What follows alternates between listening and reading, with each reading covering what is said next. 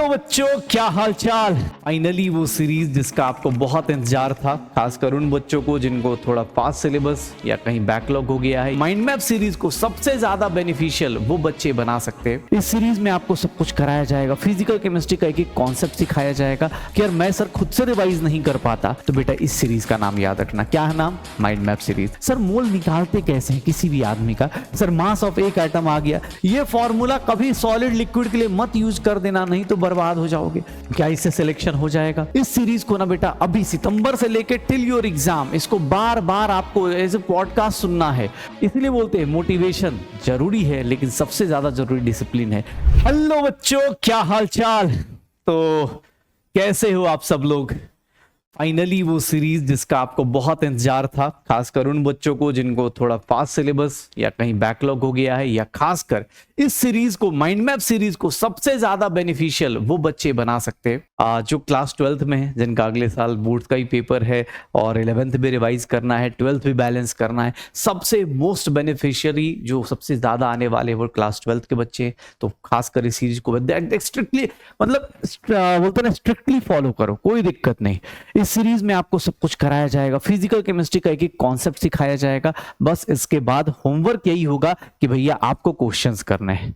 यकीन बैच के या ड्रॉपर बैच के जो बच्चे हैं वो लोग इस सीरीज को और ज्यादा अप्लाई कर सकते हैं और ज्यादा यूज कर सकते हैं जब आप इसको लगातार, जब भी आपको लगता हो कि यार मैं सर खुद से रिवाइज नहीं कर पाता, सर मैं खुद से करने जाता हूं तो 10 लेक्चर में कराया आपने या 12 लेक्चर में कराया तो ऑब्वियस है नोटबुक बहुत बड़ी हो गई है, कैसे रिवाइज करूं? तो बेटा इस सीरीज का नाम याद रखना। क्या है नाम? Mind map series. Class 11th के वो बच्चे जिनको लगता है कि मैं पुराना चैप्टर कैसे रिवाइज करूंगा, मुझसे तो मूल कॉन्सेप्ट रिवाइज हो ही नहीं पाता, मैंने तो साइंस ली थी, हाँ, तो उन बच्चों के लिए भी ये सीरीज बहुत हेल्पफुल है, क्योंकि यहाँ हर एक चैप्टर 1 घंटे से मैक्सिमम 2 घंटे में फिनिश करा दिया जाएगा।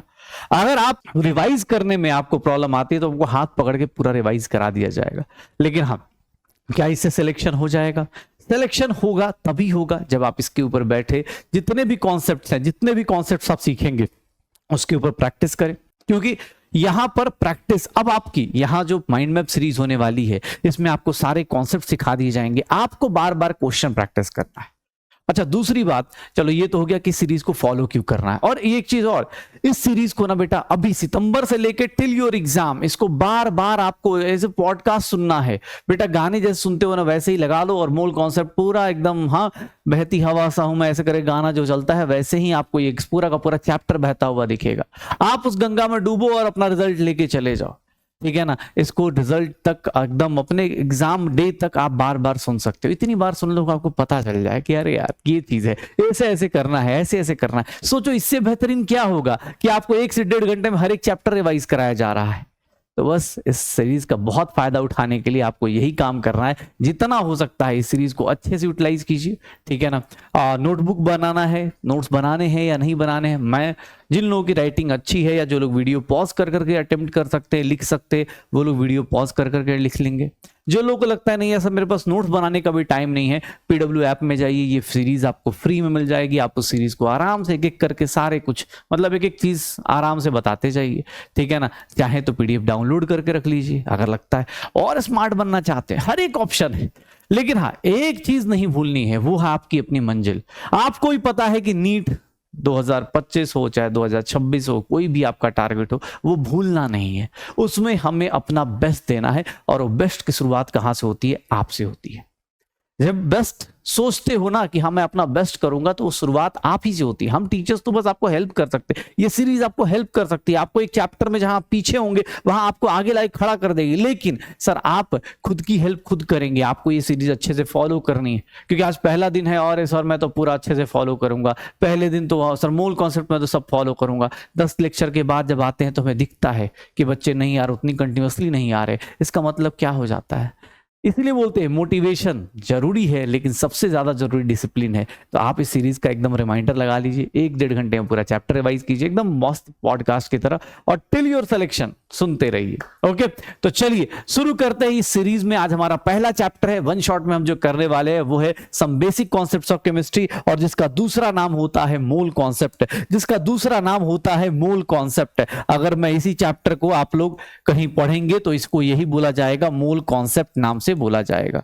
तो बस आ जाइए, शुरू करते हैं इस सीरीज को। क्या क्या करने वाले हैं इस सीरीज में, तो भैया इस टॉपिक में क्या करने वाले हैं, तो इस टॉपिक में सबसे पहली चीज हम लोग सबसे बेसिक सी कहानी से स्टार्ट करेंगे। एटम्स एंड मॉलिक्यूल्स की बातें करेंगे, एटम्स एंड मॉलिक्यूल्स की बातें करेंगे, एटम्स एंड मॉलिक्यूल्स की बातें करेंगे। फिर एटम्स एंड मॉलिक्यूल्स के बाद जाएंगे तो मोल्स की बातें करेंगे, मोल एंड इट्स कैलकुलेशन करेंगे, इसकी कैलकुलेशंस होंगी, मोल होगी उसकी कैलकुलेशंस होंगी।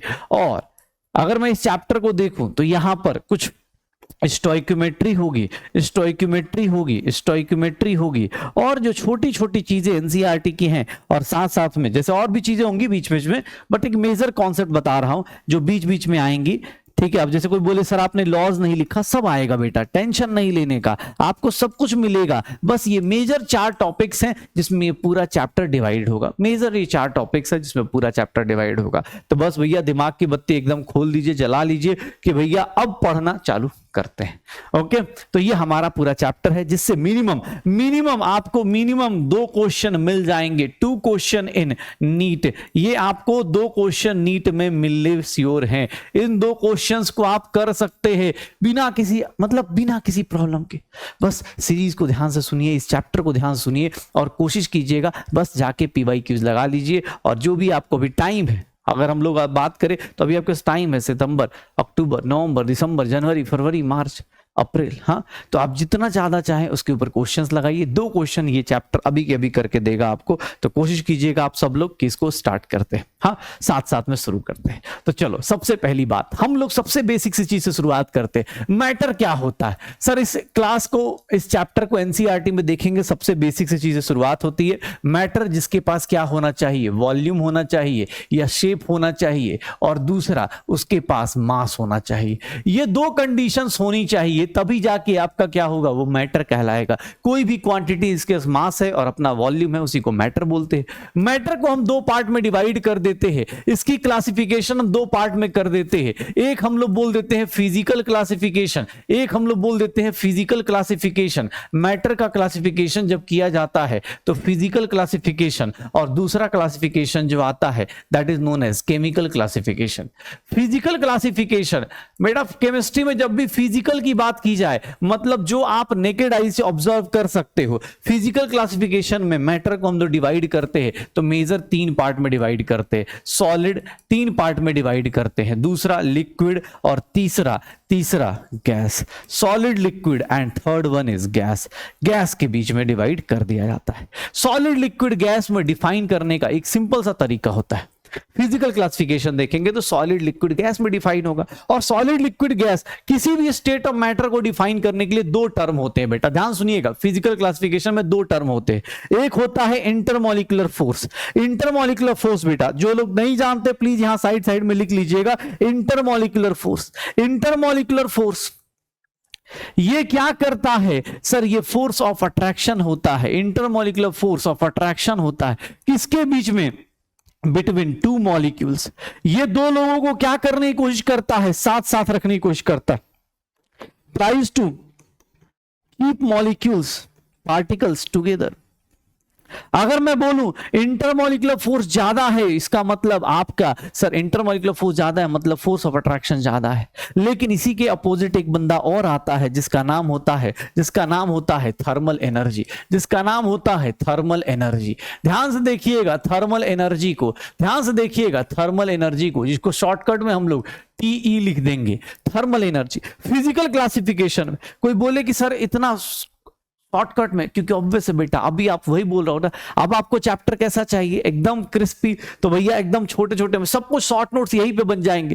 थर्मल एनर्जी की बात करें तो थर्मल एनर्जी क्या होती है? एनर्जी ड्यू टू, ध्यान सुनिएगा, energy due to motion of particles in body, motion of particles in a matter. किसी मैटर के अंदर मोशन ऑफ पार्टिकल्स के कारण जो एनर्जी होती है, मतलब इसमें पार्टिकल्स क्या रहेंगे? Tries to keep molecules apart, tries to keep molecules apart, ये दूर दूर रखने की कोशिश करेगा, ये दूर दूर, क्योंकि ऑब्वियस है ये चाहता है कि आपके मॉलिक्यूल्स कहां चले जाए, थर्मल एनर्जी ज्यादा हो जाए, मतलब आपके पार्टिकल्स मोशन में रहे, इसीलिए थर्मल एनर्जी ज्यादा होगी। सर गैस के केस में देखोगे तो उनके पार्टिकल्स क्या होते हैं, उनके पार्टिकल्स क्या होते हैं, पार्टिकल्स मोशन में ज्यादा होते हैं, इसीलिए थर्मल एनर्जी जो होती है उनकी ज्यादा होती है as compare to intermolecular force.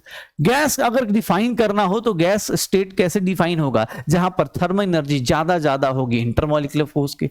अगर लिक्विड की बात करें तो लिक्विड में सर, और सॉलिड की बात करें तो यहां पर इंटरमॉलिक्यूलर फोर्स बहुत ज्यादा होगी as compare to thermal energy. देख लो, सिंपल सी क्लासिफिकेशन है, as compare to thermal energy, और यहां पर सब कुछ इंटरमीडिएट सा होगा, इंटरमीडिएट सा होगा। सर थर्मल एनर्जी इससे कम होगी, इससे ज्यादा होगी, इंटरमॉलिक्यूलर फोर्स इससे ज्यादा होगी, इससे कम होगी, हो गया। ऐसे छोटी छोटी चीजें, इंटरमॉलिक्यूलर फोर्स इससे कम होगी, इससे और कम ज्यादा होगी, तो ऐसी बातें होती है। तो solid liquid gas, solid liquid gas में ये बेसिक फिजिकल क्लासिफिकेशन में दो फैक्टर्स आते हैं, एक थर्मल एनर्जी आता है। थर्मल एनर्जी को काइनेटिक एनर्जी मत ले लेना, थर्मल एनर्जी जैसे मैं खड़ा हूं तो भी मेरे अंदर थर्मल एनर्जी है, बॉडी का टेम्परेचर एकदम कांस्टेंट रहता है तो वही थर्मल एनर्जी। क्यों? क्योंकि बॉडी के अंदर सर ये लंग्स काम कर रहे हैं, स्टमक में कुछ ना कुछ हो रहा है, ये बॉडी अपनी एनर्जी को मेंटेन करके बैठे क्योंकि इसके अंदर पार्टिकल्स मोशन में हैं, यही अपने पास थर्मल एनर्जी कहलाता है। ये इसको हम लोग पहली क्लासिफिकेशन बोल देते हैं, that is what chemical class, physical classification. अगर मैं बात करता हूं केमिकल क्लासिफिकेशन की, तो केमिकल क्लासिफिकेशन को देखेंगे तो सबसे पहले क्या क्या आता है, तो सर यहां पर केमिकल क्लासिफिकेशन में अगर मुझे पूछा जाए तो यहां पर कौन कौन सी चीज आ जाएंगी, एक आ जाएगा प्योर सब्सटेंसेस और दूसरा आ जाएगा मिक्सचर्स। प्योर सब्सटेंसेस का मतलब क्या हो गया कि सर इसमें क्या होगा, रेशियो फिक्स रहेगा, प्योर सब्सटेंसेस में रेशियो फिक्स रहेगा। मिक्सचर्स में क्या होता है सर, मिक्सचर्स में क्या होता है कि सर रेशियो फिक्स नहीं होता, सर ये क्या होता है नॉट फिक्स रेशियो, कुछ फिक्स नहीं रहेगा, कोई भी कहीं भी मिक्स कर दो उसी को क्या बोल देंगे sir not fix ratio. Mixtures भी दो टाइप के, एक होते हैं होमोजीनियस, एक होते हैं होमोजीनियस, एक होते हैं होमोजीनियस और दूसरे होते हैं हेट्रोजीनियस।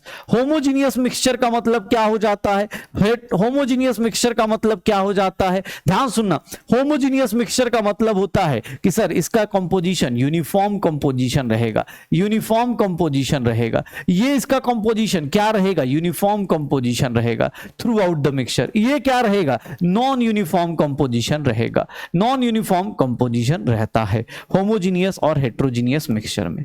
अब बात करते हैं प्योर सब्सटेंसेस को डिवाइड करने की, तो प्योर सब्सटेंस दो पार्ट में डिवाइड होता है और वो कौन कौन से, तो वो होता है elements and compounds, elements and compounds, elements and compounds, ये अपने पास एलिमेंट्स और ये क्या हो गए, सॉरी एलिमेंट्स और कंपाउंड्स। एलिमेंट्स में क्या हो गया कि सर अपने को ये देख लो, एलिमेंट में कौन कौन हो गया सर, सिंपल सा sir only one type of atom, only one type of atom, सिर्फ और सिर्फ एक टाइप के एटम हो उसी को क्या बोलेंगे सर, जैसे आयरन दिया है, सोडियम दिया है, O2 दिया है, ये सब क्या है एलिमेंट्स है।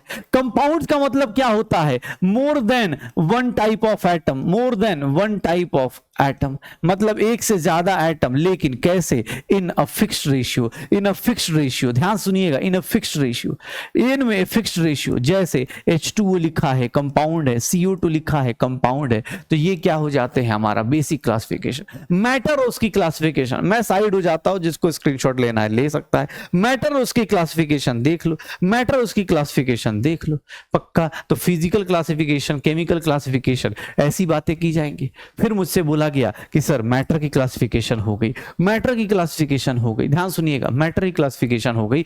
अब मुझे केमिस्ट्री में, अगर केमिस्ट्री की बात की जाए तो व्हाट इज केमिस्ट्री, केमिस्ट्री की बात की जाए तो chemistry is what, study of atoms and molecules, study of atoms and molecules, study of atoms and molecules, इन्हीं की स्टडी को बोलते हैं। अब लोगों को आएगा सर ये कौन सा क्लासिफिकेशन है भैया, एटम्स एंड मॉलिक्यूल्स ये क्या है, एकदम मतलब बेसिक लेवल, सबसे छोटा लेवल की क्लासिफिकेशन। जैसे एलिमेंट और कंपाउंड तो नॉर्मल क्लासिफिकेशन है, एटम्स एंड मॉलिक्यूल्स क्या है सर, एकदम मॉलिक्यूलर लेवल क्लासिफिकेशन किया जाए। कोई पूछे एटम किसको बोलते हैं, तो ध्यान रखना एटम मतलब क्या हो गया, सबसे सिंपलेस्ट और एंड स्मॉलेस्ट, सिंपलेस्ट और स्मॉलेस्ट यूनिट ऑफ मैटर, मतलब कोई भी एटम का पूछे समझ जाना, ऑक्सीजन, नाइट्रोजन, आयरन, हाइड्रोजन, इन सबको क्या बोलेंगे? एटम बोलेंगे। अकेला बंदा, अकेला बंदा, अकेला कोई खड़ा है तो उसको क्या बोला जाएगा? एटम बोला जाएगा। अकेला कोई खड़ा है तो उसको क्या बोला जाएगा? एटम बोला जाएगा।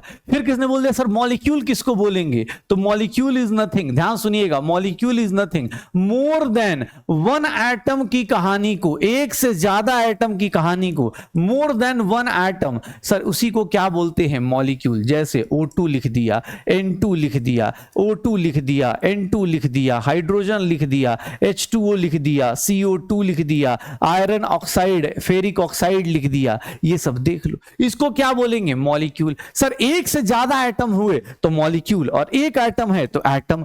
एटम और मॉलिक्यूल में अब इवन कोई पूछ दे तो मॉलिक्यूल भी दो टाइप का होता है, मॉलिक्यूल भी दो टाइप का होता है। एक को बोलते हैं होमो एटॉमिक मॉलिक्यूल, एक को बोलते हैं बेटा होमो एटॉमिक मॉलिक्यूल, और एक को बोलते हैं हेट्रो एटॉमिक मॉलिक्यूल। एक को बोलते हैं होमो एटॉमिक, एक को बोलते हैं हेट्रो एटॉमिक। होमो एटॉमिक मतलब सेम टाइप ऑफ एटम, एक ही टाइप के एटम मिलेंगे, सेम टाइप ऑफ एटम्स मिलेंगे, यहां पर डिफरेंट टाइप ऑफ एटम्स मिलेंगे, अलग अलग टाइप ऑफ एटम्स मिलेंगे, डिफरेंट टाइप्स ऑफ एटम्स मिलेंगे। ध्यान सुनना, होमो एटॉमिक और हेट्रो एटॉमिक, जिनको एलिमेंट और कंपाउंड में बहुत डिफरेंस होता है, देख लो, O2 हो गया, ओजोन हो गया, सेट हो गया, S4 हो गया, सर P4 हो गया, इन सबको क्या बोलेंगे? Homo atomic. They are what? Homo atomic. इनको होमो एटॉमिक, इसी को हम लोग एलिमेंट्स बोल देते थे, याद करो। सिमिलर टाइप ऑफ एटम्स को ही क्या बोल देते हैं? एलिमेंट्स बोल देते थे। ध्यान सुनना, homo atomic molecule are known as elements. Homo atomic molecules क्या हो सकते हैं? एलिमेंट्स हो सकते हैं। मॉलिक्यूल्स में हेट्रो एटॉमिक मतलब एक से ज्यादा टाइप के एटम, CO2, H2O, H2SO4, इस टाइप के मॉलिक्यूल्स आ गए, C6H12O6, तो ये अपने पास ये क्या कहलाएंगे? हेट्रोएटॉमिक। वो सारे किसके एग्जांपल्स है? कंपाउंड्स के एग्जांपल है। तो आप चाहो तो इसको एक दूसरे से ओवरलैप भी कर सकते हो। ये क्या कहलाते हैं? कंपाउंड्स हो जाएंगे, कंपाउंड्स हो जाएंगे। और ये क्या होगा सर? ये एलिमेंट्स कहलाएंगे। ये क्या कहलाएंगे? एलिमेंट्स कहलाएंगे। एक ही टाइप के एटम है, एलिमेंट्स अलग अलग टाइप। तो मॉलिक्यूल से आप चाहो तो एलिमेंट्स और कंपाउंड्स को डिफरेंशिएट भी कर सकते हो। इसमें आप क्वेश्चन पूछना चाहे तो होमो एटॉमिक, हेट्रोएटॉमिक की ओर पूछेगा। यहीं पर एक वर्ड आती है that is known as atomicity of.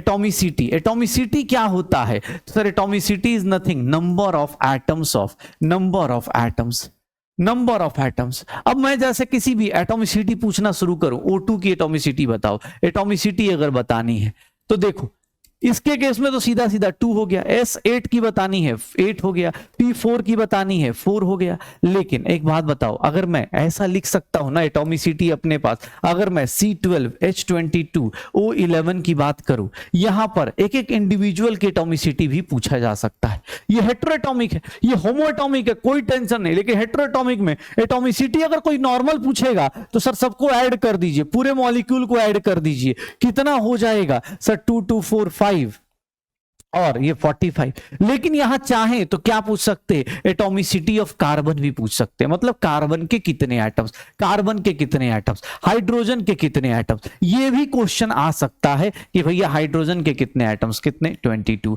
Oxygen के कितने एटम्स, एटॉमिसिटी ऑफ ऑक्सीजन कितना हो जाएगा? एटॉमिसिटी ऑफ ऑक्सीजन कितना हो जाएगा? 11 हो जाएगा।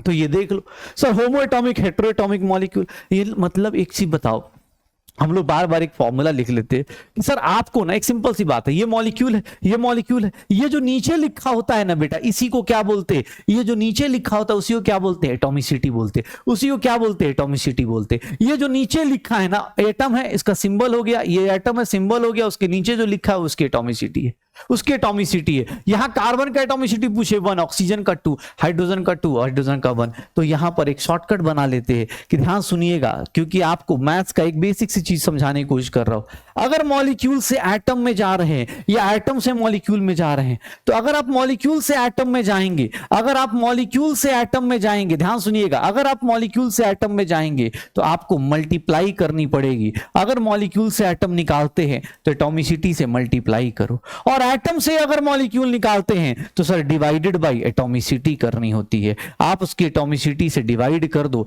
एटम दिया है मॉलिक्यूल निकल के आ जाएगा, एटम दिया है मॉलिक्यूल निकल के आ जाएगा, पक्का। तो एटम्स, मॉलिक्यूल्स, मॉलिक्यूल्स में अपने पास होमो एटॉमिक, हेट्रो एटॉमिक, सारे टाइप की चीजें आ जाएंगी, सारी टाइप की चीजें आ जाएंगी, पक्का।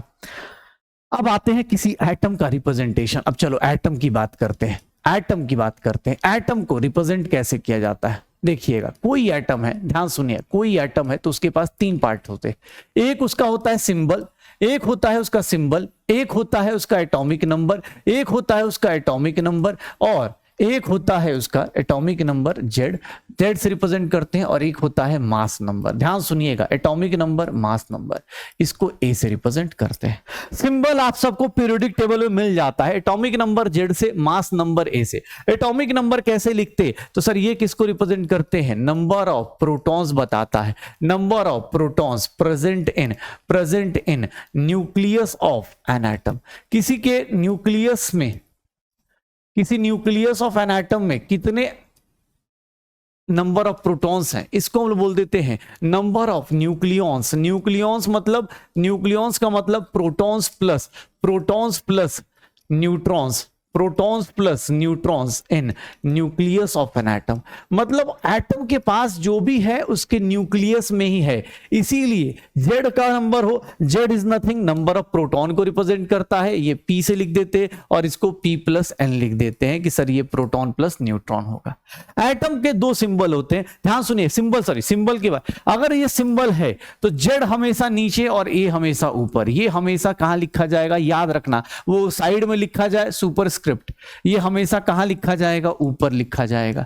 जेड हमेशा सब स्क्रिप्ट लिखा जाएगा, ये एक रूल याद रखना। अगर एग्जाम हॉल में उल्टा दिया है समझ जाना गलत रिप्रेजेंटेशन है, हमेशा ऊपर, ये हमेशा नीचे। ए और जेड हमेशा देख लीजिएगा, कोई पूछे ए और जेड में तो याद रखिएगा हमेशा बोला जाएगा कि सर हमेशा ये ऊपर रखना है, ठीक है, हमेशा ये ऊपर रखना है जब भी आपसे कोई पूछे। अब देखो, मुझे एटम, कोई भी एटम है, कोई भी एलिमेंट है, कोई पूछे सर ऑक्सीजन है तो ऑक्सीजन को रिप्रेजेंट करने का जरूरी नहीं कि सर सीधा सीधा सामने सामने लिखना है, कोई भी कहीं भी लिख सकते हैं, लेकिन उल्टा नहीं लिख सकते। अगर कोई ऐसे लिख रहा है समझ जाना गड़बड़ हो जाएगा। सर आपको एक साइड लिखना है, लिखो, नहीं लिखना आप कोई नहीं, आपको लग रहा है कि मुझे सर ऐसे लिखना है, टेढ़ा मेढ़ा, जैसे डिजाइन पसंद है वैसे लिखो, लेकिन बस याद रखना उल्टा मत लिख देना कि सर मास नंबर को नीचे और एटॉमिक नंबर को ऊपर लिख दिया, गए, गड़बड़ हो जाएगा, गड़बड़ हो जाएगा। ध्यान सुनिएगा, अब एटम के अंदर हम लोग एक और बात कर लेते हैं, सब एटॉमिक पार्टिकल्स की, सब एटॉमिक पार्टिकल्स की बात कर लेते हैं। एटम्स के अंदर सब एटॉमिक पार्टिकल्स की बात कर लेते हैं। सब एटॉमिक पार्टिकल्स कौन कौन से हैं?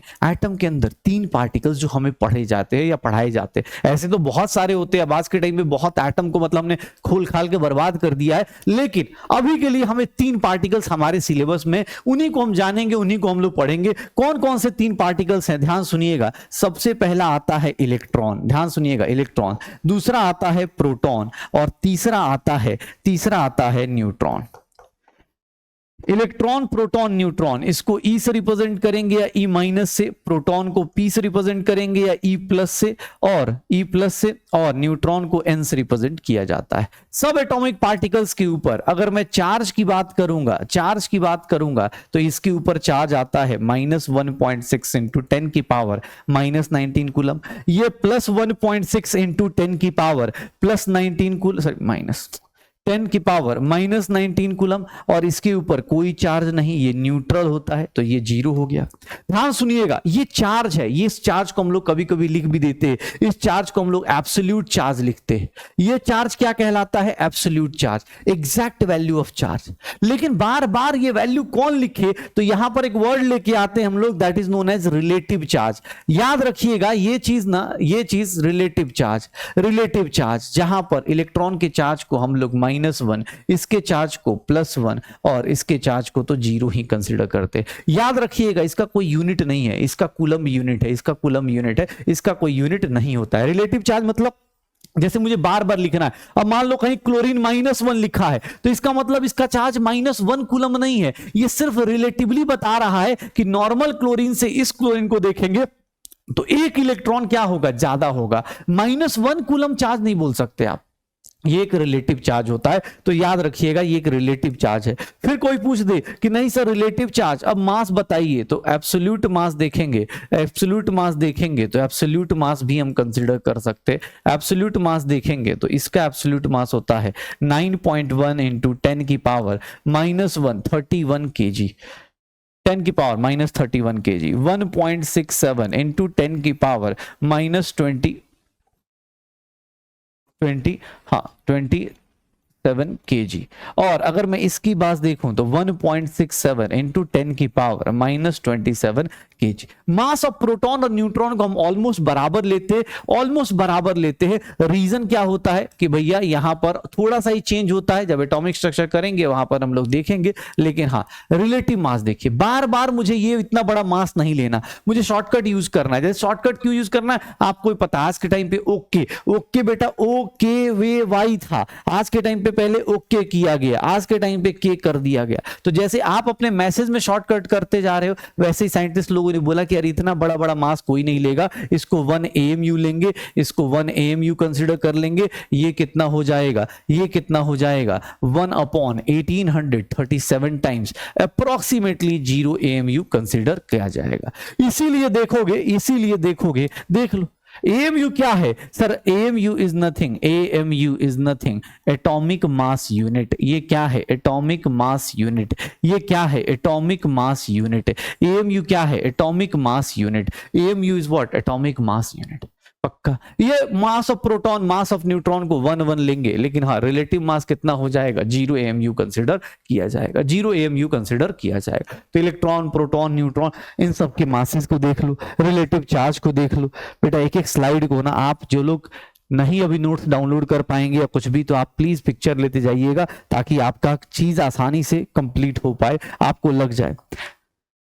ध्यान सुनना, अब यहां पर देखोगे तो मैं एक सिंपल सा मास का ऑर्डर कोई पूछेगा तो मास का ऑर्डर में मैं बार बार बोलता हूं, नॉर्मली कोई पूछेगा तो mass of neutron is almost equals to mass of proton और that is greater than mass of electron.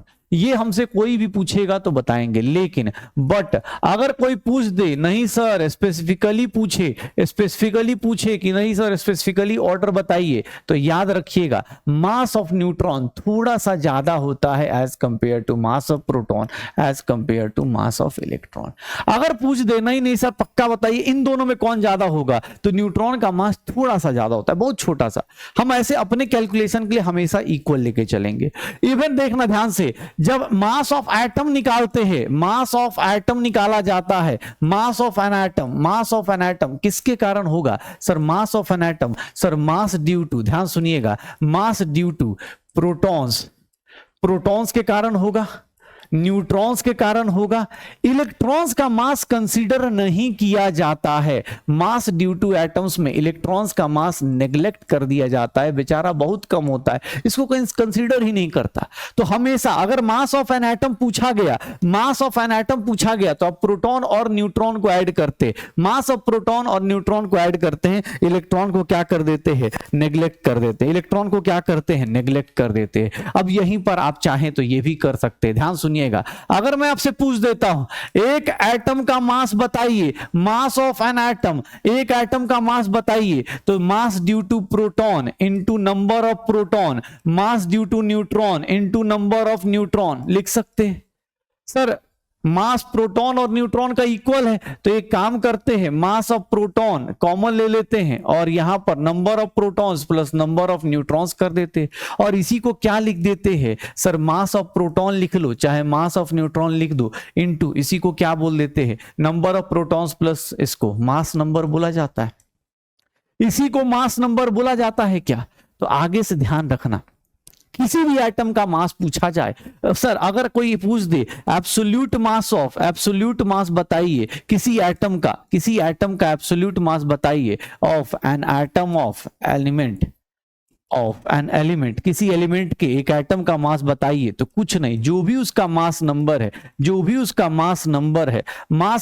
है उसको किससे मल्टीप्लाई कर दीजिएगा सर, मास ऑफ प्रोटॉन और न्यूट्रॉन से। मास of 1 proton mass of 1 proton या फिर न्यूट्रॉन से। इलेक्ट्रॉन्स को लेने की जरूरत नहीं पड़ती है, इलेक्ट्रॉन्स को लेने की जरूरत नहीं पड़ती है। इसी को शॉर्टकट में क्या लिख दिया जाता है, ध्यान सुनिएगा, मास नंबर को ए से लिखते थे और एमपी लिख सकते हैं। एमपी की वैल्यू क्या बताई गई थी, एमपी की वैल्यू क्या बताई गई थी, ए इंटू 1.67 इंटू 10 की पावर -27 kg, या फिर इसी को ऐसे भी लिख सकते हैं, मास नंबर अगर ग्राम में कोई पूछेगा 10 की पावर -24 ग्राम लिख देंगे, ये ग्राम में लिख देंगे। या फिर मास नंबर के आगे क्या लगा दो, एएमयू लगा दूं, क्यों, एएमयू का मतलब यही तो है, एएमयू का मतलब यही तो है। 1 AMU is nothing, 1 AMU is what, mass of proton या फिर मास ऑफ न्यूट्रॉन, तो यही तो होता है, उठा के रख दो। अब आपके पास एटॉमिक एब्सोल्यूट मास कोई पूछेगा किसी भी एटम का, निकाल दो, लगे कि नहीं सर मुझे पूछना है, बताना है, बता दो, कोई पूछे। अच्छा एक चीज और क्लियर हो गई यहां से कि जो मास ऑफ एटम होता है वो क्या होता है, वो फ्रैक्शन में हो सकता है, ऑब्वियस वो इतना छोटा वैल्यू होगा, मल्टीप्लाई करोगे एग्जैक्ट वैल्यू आएगा। मास नंबर अलग चीज है, एटॉमिक नंबर अलग चीज है। मास नंबर और एटॉमिक नंबर में कंफ्यूज मत हो जाइएगा, मास नंबर अलग कहानी कहता है, एटॉमिक नंबर अलग कहानी कहता है। कोई पूछेगा सर मास नंबर, ध्यान सुनिएगा मैं बार बार बोल रहा हूं सर, नंबर ऑफ प्रोटॉन्स बताना है, तो नंबर ऑफ प्रोटॉन्स कौन बताता है, number of protons mass atomic number बताया जाता है। एटॉमिक नंबर मतलब जेड बता देता है। अगर नंबर ऑफ न्यूट्रॉन्स चाहिए तो नंबर ऑफ न्यूट्रॉन्स कहां से पता चलेगा, तो सर कुछ नहीं, मास नंबर में से, मास नंबर क्या था, मास नंबर ए माइनस क्या कर देंगे सर, एटॉमिक नंबर माइनस कर देंगे, mass number atomic number A कर दे, ए माइनस जेड, क्यों, क्योंकि प्रोटॉन प्लस न्यूट्रॉन थे, उसमें से प्रोटॉन कम कर लो। अब यहां पर आता है सर नंबर ऑफ इलेक्ट्रॉन्स बताओ, तो नंबर ऑफ इलेक्ट्रॉन्स जो होता है ना बेटा, ये नंबर ऑफ इलेक्ट्रॉन्स, ध्यान सुनिएगा, नंबर ऑफ प्रोटॉन्स के इक्वल लिख सकते हैं, नंबर ऑफ प्रोटॉन्स के इक्वल लिख सकते हैं, लेकिन इसके साथ एक कंडीशन मेंशन करेगी, only in case of neutral atom या फिर अनचार्ज्ड एटम, न्यूट्रल या फिर अनचार्ज्ड एटम के ऊपर ही आप ऐसा लिख सकते हैं।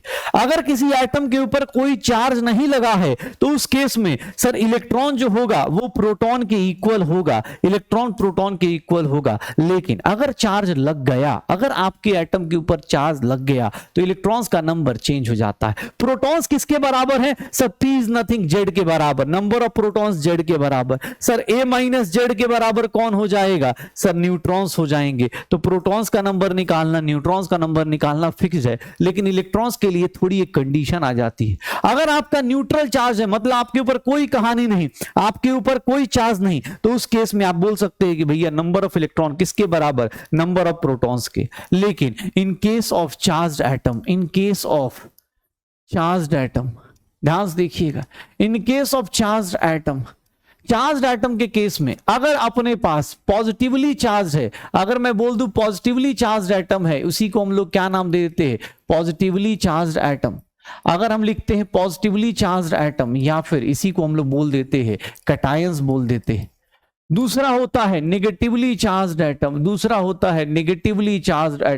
नेगेटिवली चार्ज्ड एटम को हम लोग क्या नाम दे देते हैं, नेगेटिवली चार्ज्ड एटम को हम लोग क्या नाम दे देते हैं, इसी को एनायंस नाम दे दिया जाता है, इसको एनायंस बोल दिया जाता है। कैटायन और एनायन में देखेंगे तो कैटायंस मतलब पॉजिटिव चार्ज क्यों आता है सर, पॉजिटिव चार्ज क्यों आता है, due to loss of electron के लॉस से आता है। इसीलिए यहां पर देखेंगे इलेक्ट्रॉन्स जो होंगे वो लेस देन प्रोटॉन होगा। यहां पर अगर नंबर ऑफ इलेक्ट्रॉन कोई पूछेगा तो नंबर ऑफ इलेक्ट्रॉन्स पता है कैसे निकाला जाता है, एटॉमिक नंबर में से, नंबर ऑफ प्रोटॉन में से क्या माइनस कर दिया जाता है, जो भी उसका चार्ज होता है उसको माइनस कर दिया जाता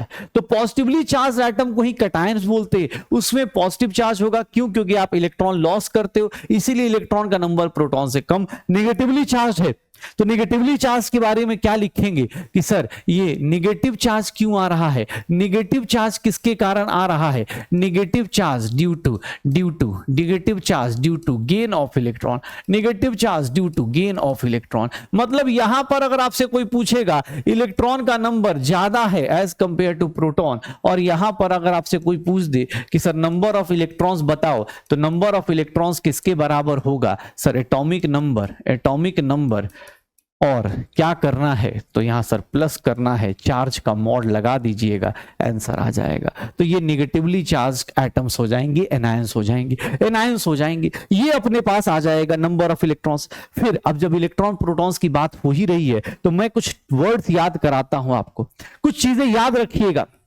number of electrons, protons, neutrons, atomic number, mass number, ये सब के सब can always, can never be fraction, ये कभी फ्रैक्शन नहीं हो सकते। ऑलवेज होल नंबर, ये हमेशा क्या होंगे, ऑलवेज अ होल नंबर। याद रखिएगा, जैसे कुछ लोग बोलेंगे कि सर सोचेंगे अरे क्लोरीन का मास, नहीं भैया, क्लोरीन का मास जो होता है वो कुछ और होता है। ये हमेशा number of electron, proton, neutron, atomic number, mass number, ये सब के सब हमेशा होल नंबर ही होंगे। कोई पूछेगा कैसे, तो वहां पर 2-3 वर्ड्स याद कराता हूं। एक सबसे पहली चीज आइसोटोप्स की याद दिलाता हूं। आइसोटोप्स क्या होते हैं, तो सर आइसोटोप्स कुछ नहीं, कहां पर सर, जहां पर क्या हो जाए, सेम, ध्यान सुनिएगा, जहां पर same atomic number, same atomic number but different क्या हो जाए, बट डिफरेंट, यहां पर क्या हो जाए, डिफरेंट मास नंबर हो जाए। Same atomic number but different mass number, इसको क्या बोल देते हैं, आइसोटोप्स। इसी को लिखना चाहे तो हम ऐसे बोल सकते हैं कि सेम नंबर ऑफ प्रोटॉन्स हो जाए, सेम नंबर ऑफ प्रोटॉन्स हो जाए and different number of neutrons हो जाए। इसी को क्या बोलेंगे, डिफरेंट नंबर ऑफ न्यूट्रॉन्स हो जाए। सबसे बेस्ट आपके पास एग्जाम्पल होता है हाइड्रोजन का, इसको बोलते हैं प्रोटियम, इसको बोलते हैं ड्यूट्रियम, इसको बोलते हैं ड्यूट्रियम 1H3, इसको बोलते हैं ट्रिटियम। आप देख लो, सबके प्रोटॉन्स इक्वल हैं, सबके प्रोटॉन्स इक्वल है, एटॉमिक नंबर इक्वल है, बट न्यूट्रॉन्स का नंबर देखोगे 1 - 1 0, न्यूट्रॉन्स का नंबर 2 - 1 1, न्यूट्रॉन्स का नंबर 3 - 1 2। सर देख लो, प्रोटॉन सेम है, बट इनका नंबर ऑफ न्यूट्रॉन्स क्या हो जाएगा, डिफरेंट हो जाएगा। नंबर ऑफ न्यूट्रॉन्स क्या हो जाएगा, डिफरेंट हो जाएगा। नंबर ऑफ न्यूट्रॉन्स क्या हो जाएगा, डिफरेंट हो जाएगा।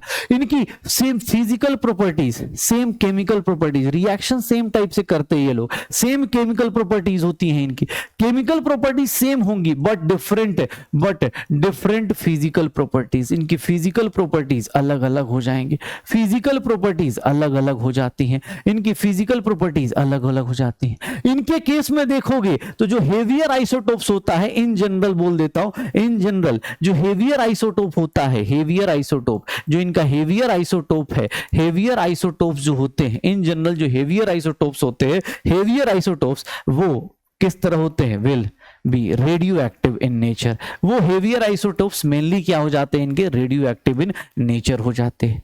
यहां पर देखोगे तो इनके केस में ऑब्वियस है, कोई पूछे सर मास 1 होगा कि 2 होगा कि 3 होगा, तो यहां पर मास का कॉन्सेप्ट आता है, that is known as average atomic mass. Average atomic mass, average atomic mass, इनके लिए average atomic mass for isotopes is defined. कोई बोले सर हाइड्रोजन का मास कैसे निकालेंगे, तो इसके लिए याद रखिएगा, इनके लिए हम एवरेज एटॉमिक मास डिफाइन करते हैं, AAM।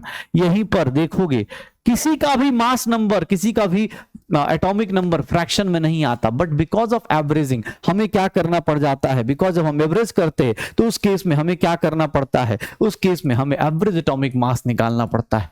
और एवरेज एटॉमिक मास जब निकालते हो तो कुछ नहीं करना, एवरेज एटॉमिक मास के लिए आप देखोगे तो कुछ नहीं, परसेंटेज, सबका समेशन करिएगा, क्या समझन करना है, परसेंटेज अबंडेंस को किससे मल्टीप्लाई कर दीजिएगा, आइसोटोप्स के मास से, आइसोटोपिक मास से। जो भी आइसोटोप का मास दिया है और उसके परसेंटेज अबंडेंस को मल्टीप्लाई कर दीजिए, 100 से डिवाइड कर दीजिए, यही आपका क्या कहलाएगा, एवरेज एटॉमिक मास। ये वैल्यू निगेटिव कह रहा हूं, फ्रैक्शन में आ सकती है, कोई दिक्कत नहीं। आइसोटोप्स हो गया, अब यहां पर बहुत सारे आइसो वर्ड्स होंगे, आइसो बार्स आ जाएंगे। आइसो बार्स मतलब क्या होता है, same mass number but different atomic number, same mass number but different atomic number, यही होगा। सर इसको हम लोग ऐसे भी लिख सकते हैं, same number of nucleons, nucleons का number same but different number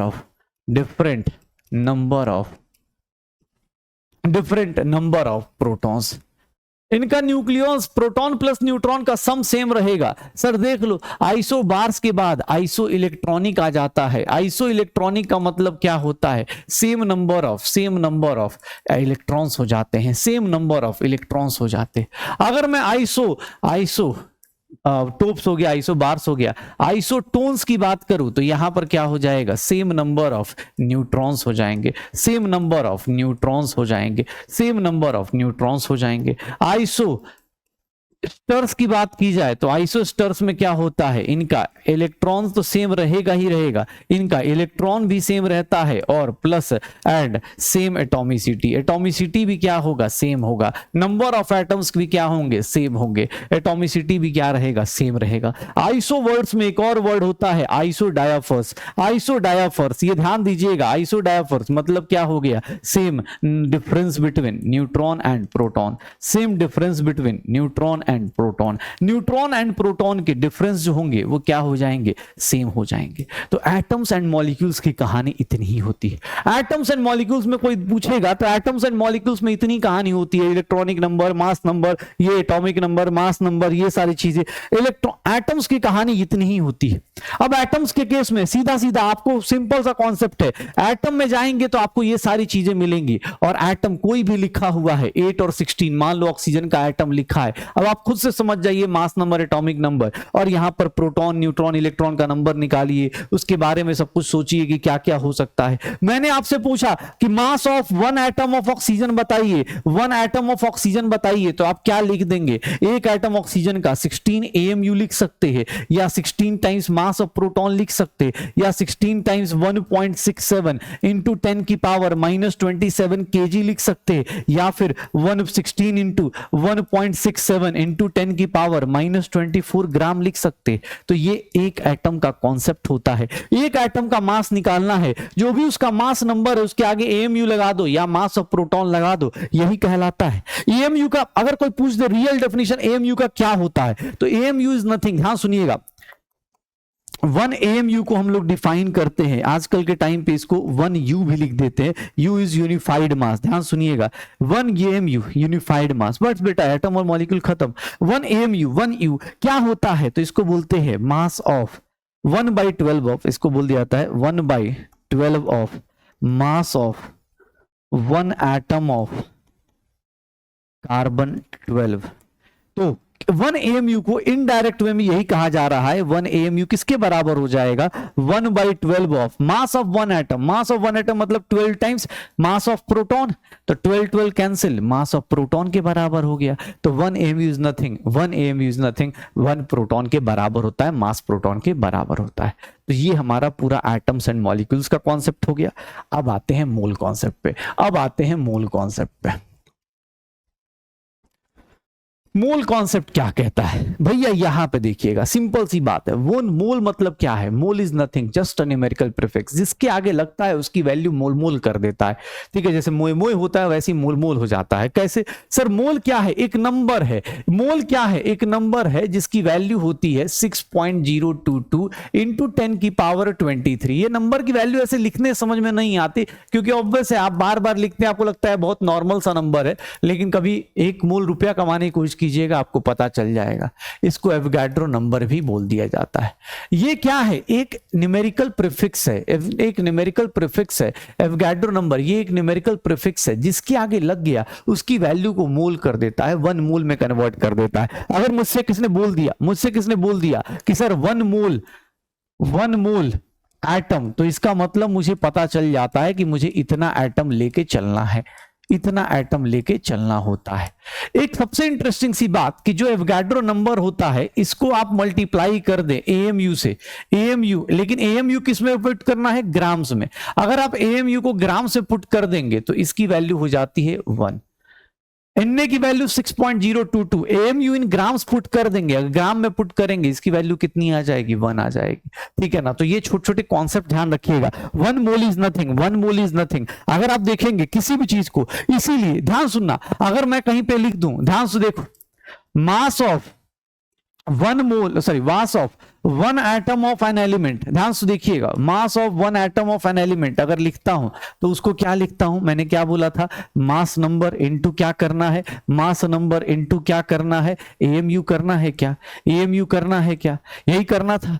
लेकिन अगर मैं यहीं पर लिख दूं मास ऑफ 1 मोल एटम, ध्यान से देखिएगा, 1 mole of an atom of an element, तो इसके लिए आप क्या कर देंगे, 1 मोल एटम ऑफ एलिमेंट मतलब कितने एटम्स होंगे, 6.022 इंटू 10 की पावर 23 एटम्स होंगे, इतने ही एटम्स होंगे। और इसको कैसे निकालोगे, एक एटम का मास पता है तो मास नंबर इंटू एएमयू, किसमें, एएमयू किसमें लूंगा, ग्राम्स में, क्योंकि ऑब्वियस मैं ग्राम्स में निकालने की कोशिश कर रहा हूं।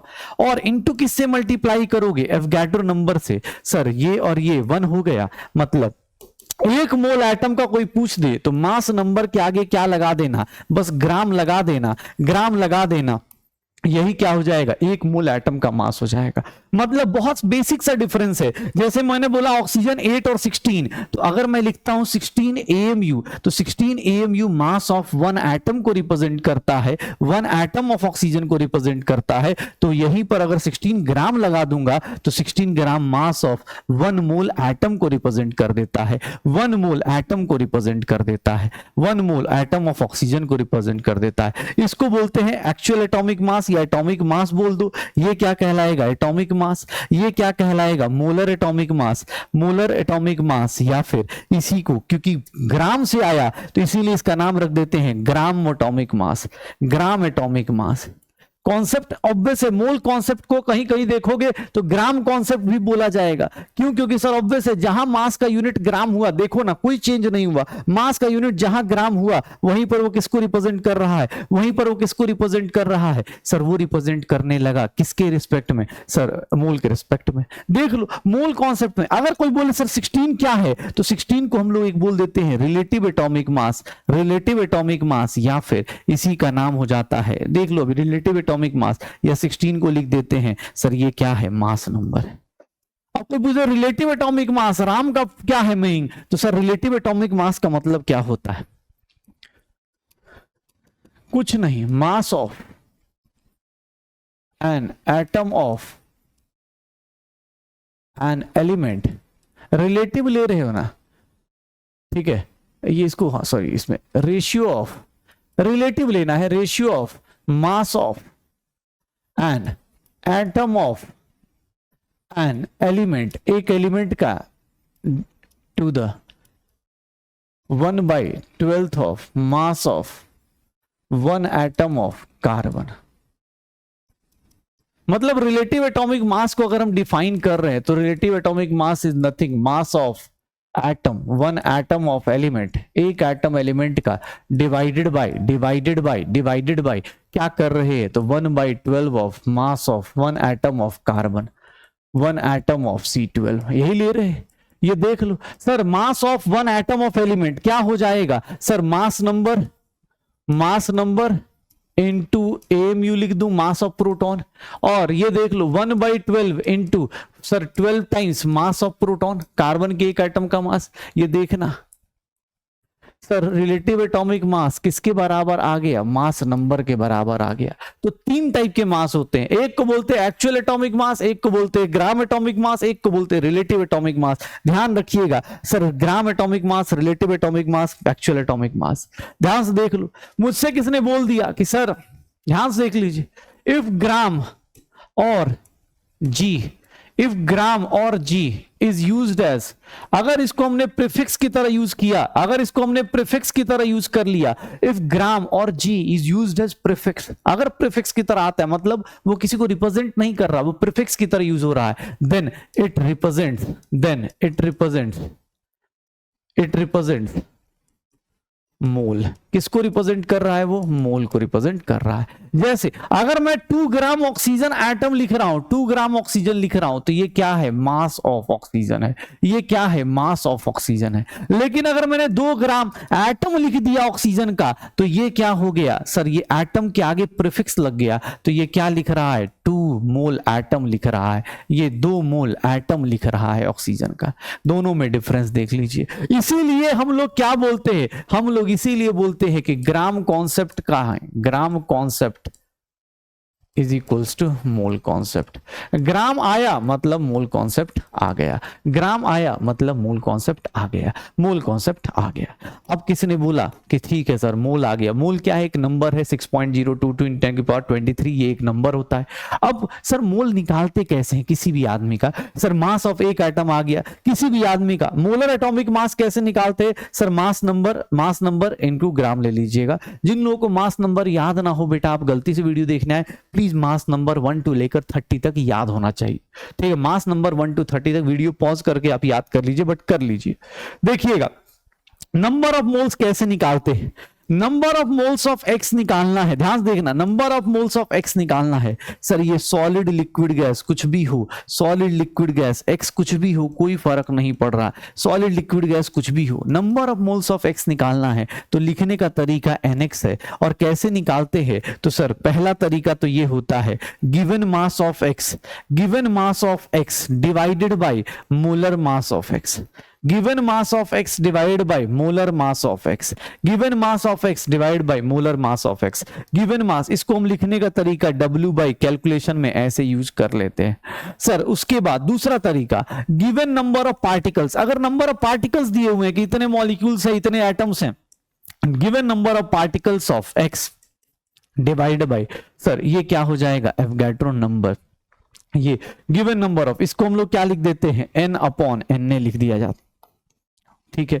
तो नंबर ऑफ मोल्स निकालना है सॉलिड लिक्विड गैस में, अगर नंबर ऑफ मोल्स निकालना है सॉलिड लिक्विड गैस में तो हम लोग ऐसे निकाल देते हैं, सॉलिड लिक्विड गैस में हम लोग ऐसे निकाल देते हैं, ठीक है ना, सॉलिड लिक्विड गैस में हम लोग ऐसे निकाल देते हैं, ठीक है। Number of given mass upon molar mass या number of particles divide by Avogadro number. तो मोल्स निकालने का सॉलिड लिक्विड गैस सबके लिए ये फॉर्मूला आराम से वैलिड होता है। अब यहां से तुमसे कोई पूछ ले सर मास दिया है, सॉरी गिवन मास निकालना है, मोल्स दिया है, तो गिवन मास के लिए क्या करोगे, molar mass into this, number of particles निकालना है, number of moles into na कर दो, हो जाएगा। अब सर गैस के लिए थोड़ी अलग कंडीशन होती है, अगर मैं यहीं पर बोलूं number of moles of x और एक्स जो हो वो गैस हो, गैसेस ओनली, सिर्फ और सिर्फ ये जो फॉर्मूला लिख रहा हूं सिर्फ और सिर्फ गैस के लिए लिख रहा हूं और इसीलिए इंपॉर्टेंट है। Number of moles of x बोल रहा हूं सिर्फ गैस के लिए, तो यहां पर एक फॉर्मूला और हो जाता है, given volume of x, given volume of x divided by molar volume of, molar volume से डिवाइड कर देते हैं Vm। अब ये मोलर वॉल्यूम क्या होता है, किसी गैस के लिए कैसे डिफाइन होता है और सारे गैसेस के लिए क्या होता है, ध्यान सुनिएगा। मोलर वॉल्यूम का मतलब क्या होता है, मोलर वॉल्यूम का मतलब क्या होता है, मोलर वॉल्यूम का मतलब Vm, या हम बोल दें मोलर वॉल्यूम, इसका मीनिंग क्या होगा, मोलर वॉल्यूम का मीनिंग क्या होगा, तो सर ये क्या होगा, वॉल्यूम ऑक्यूपाइड बाय,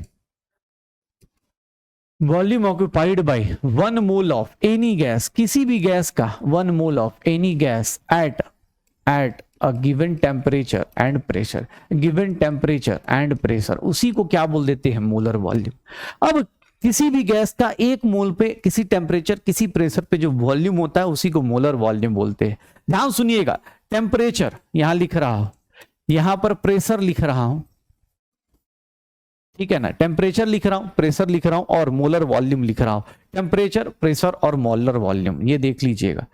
टेम्परेचर अगर मैं बोलता हूं 273 केल्विन और 1 एटीएम प्रेशर लेता हूं तो मोलर वॉल्यूम होती है 22.4 लीटर्स, या फिर इसका मतलब एमएल में लिखोगे 22,400 एमएल हो जाएगा, या फिर 22,400 सेंटीमीटर क्यूब हो जाएगा। ठीक है ना, ये मोलर वॉल्यूम। इसको हम लोग बोलते हैं ओल्ड एसटीपी, ये पुराना एसटीपी था, स्टैंडर्ड टेम्परेचर एंड प्रेशर, ये पहले लेते थे। लेकिन आज के टाइम पे अब थोड़ा सा चेंज हो गया है, 273 केल्विन एंड 1 बार प्रेशर हो गया है। और इस पे देखेंगे तो यहां पर इसकी वैल्यू हो जाती है 22.7 लीटर्स या 22,400 ml, सॉरी 22,700 ml या 22,700 सेंटीमीटर क्यूब, यही हो जाएगा। ये न्यू एसटीपी हो जाएगा, ये न्यू एसटीपी हो जाता है। ठीक है, न्यू एसटीपी। और अगर मैं देखूं, अगर मैं इसका टेम्परेचर 298 केल्विन कर देता हूं और 1 बार कर देता हूं तो इसकी वैल्यू 24.8 लीटर्स ले लेते।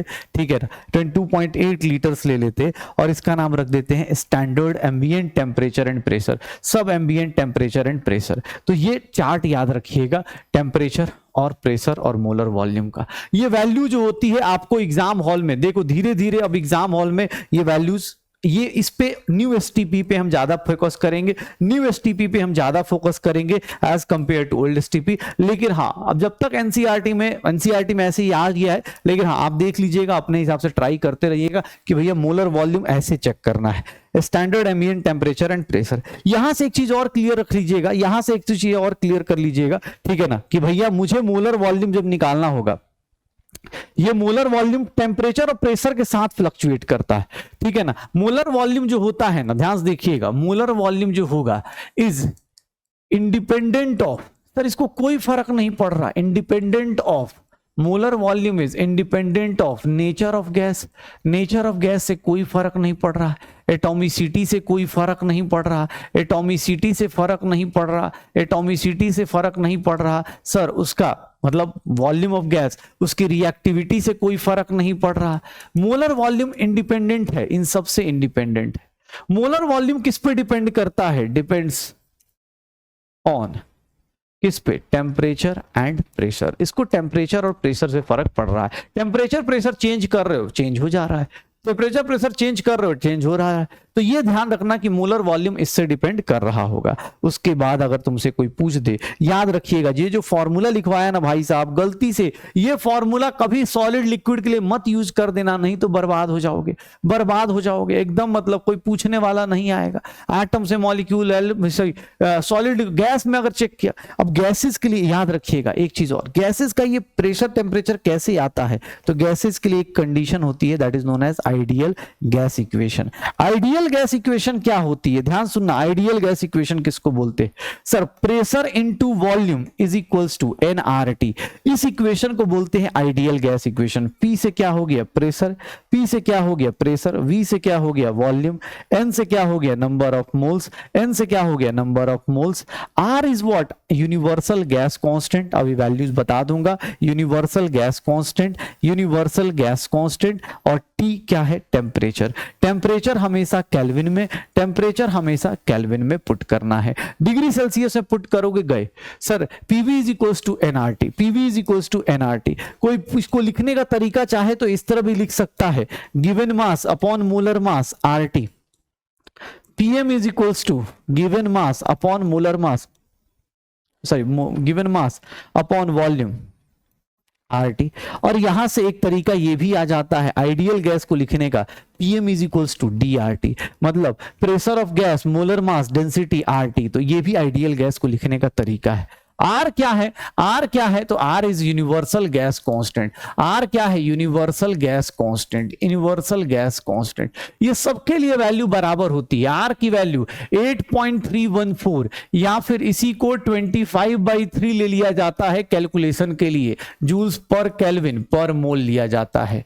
अगर मैं बोलूं कैलोरी में तो 2 कैलोरी पर मोल पर केल्विन ले लिया जाता है। और अगर मैं बोलूं लीटर एटीएम में तो इसकी वैल्यू होती है 0.0 0.0821 या फिर अप्रोक्सीमेटली 1/12 लीटर एटीएम में ले लिया जाता है, पर केल्विन पर मोल ले लिया जाता है। आर की वैल्यू इस तरह से कैलकुलेट करी जाती है, आर की वैल्यू ऐसे कैलकुलेट मतलब दी जाती है, ये कांस्टेंट है, ये वैल्यू चेंज नहीं होती, आर की वैल्यू फिक्स्ड होती है। सर यहां से देखोगे PV is equals to NRT से हम लोग चाहें तो अब यहां पर अलग अलग चीजें ले सकते हैं। जैसे मैंने बोला कांस्टेंट टेम्परेचर है, कांस्टेंट टेम्परेचर है तो टेम्परेचर कांस्टेंट है, constant temperature and number of moles, क्या हम बोल सकते हैं प्रेशर इनटू वॉल्यूम कांस्टेंट होगा, प्रेशर इनटू वॉल्यूम कांस्टेंट होगा। इस केस में देखोगे pressure is inversely proportional to volume हो जाएगा, P is inversely proportional to volume हो जाएगा। कांस्टेंट टेम्परेचर एंड प्रेशर पे पहले इसी को हम लोग एक नाम देते थे, बॉयल्स लॉ बोल देते थे,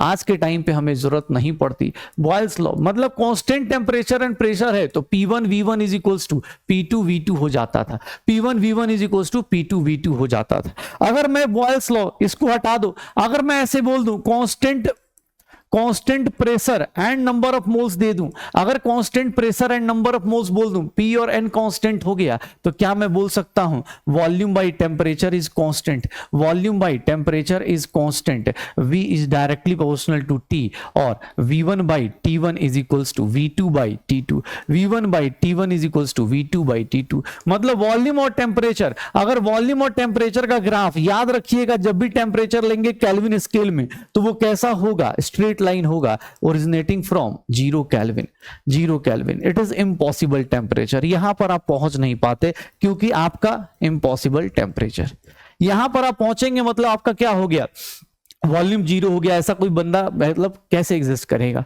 अगर मैं बोल दूं कि नहीं सर मुझे एक काम करिए, कांस्टेंट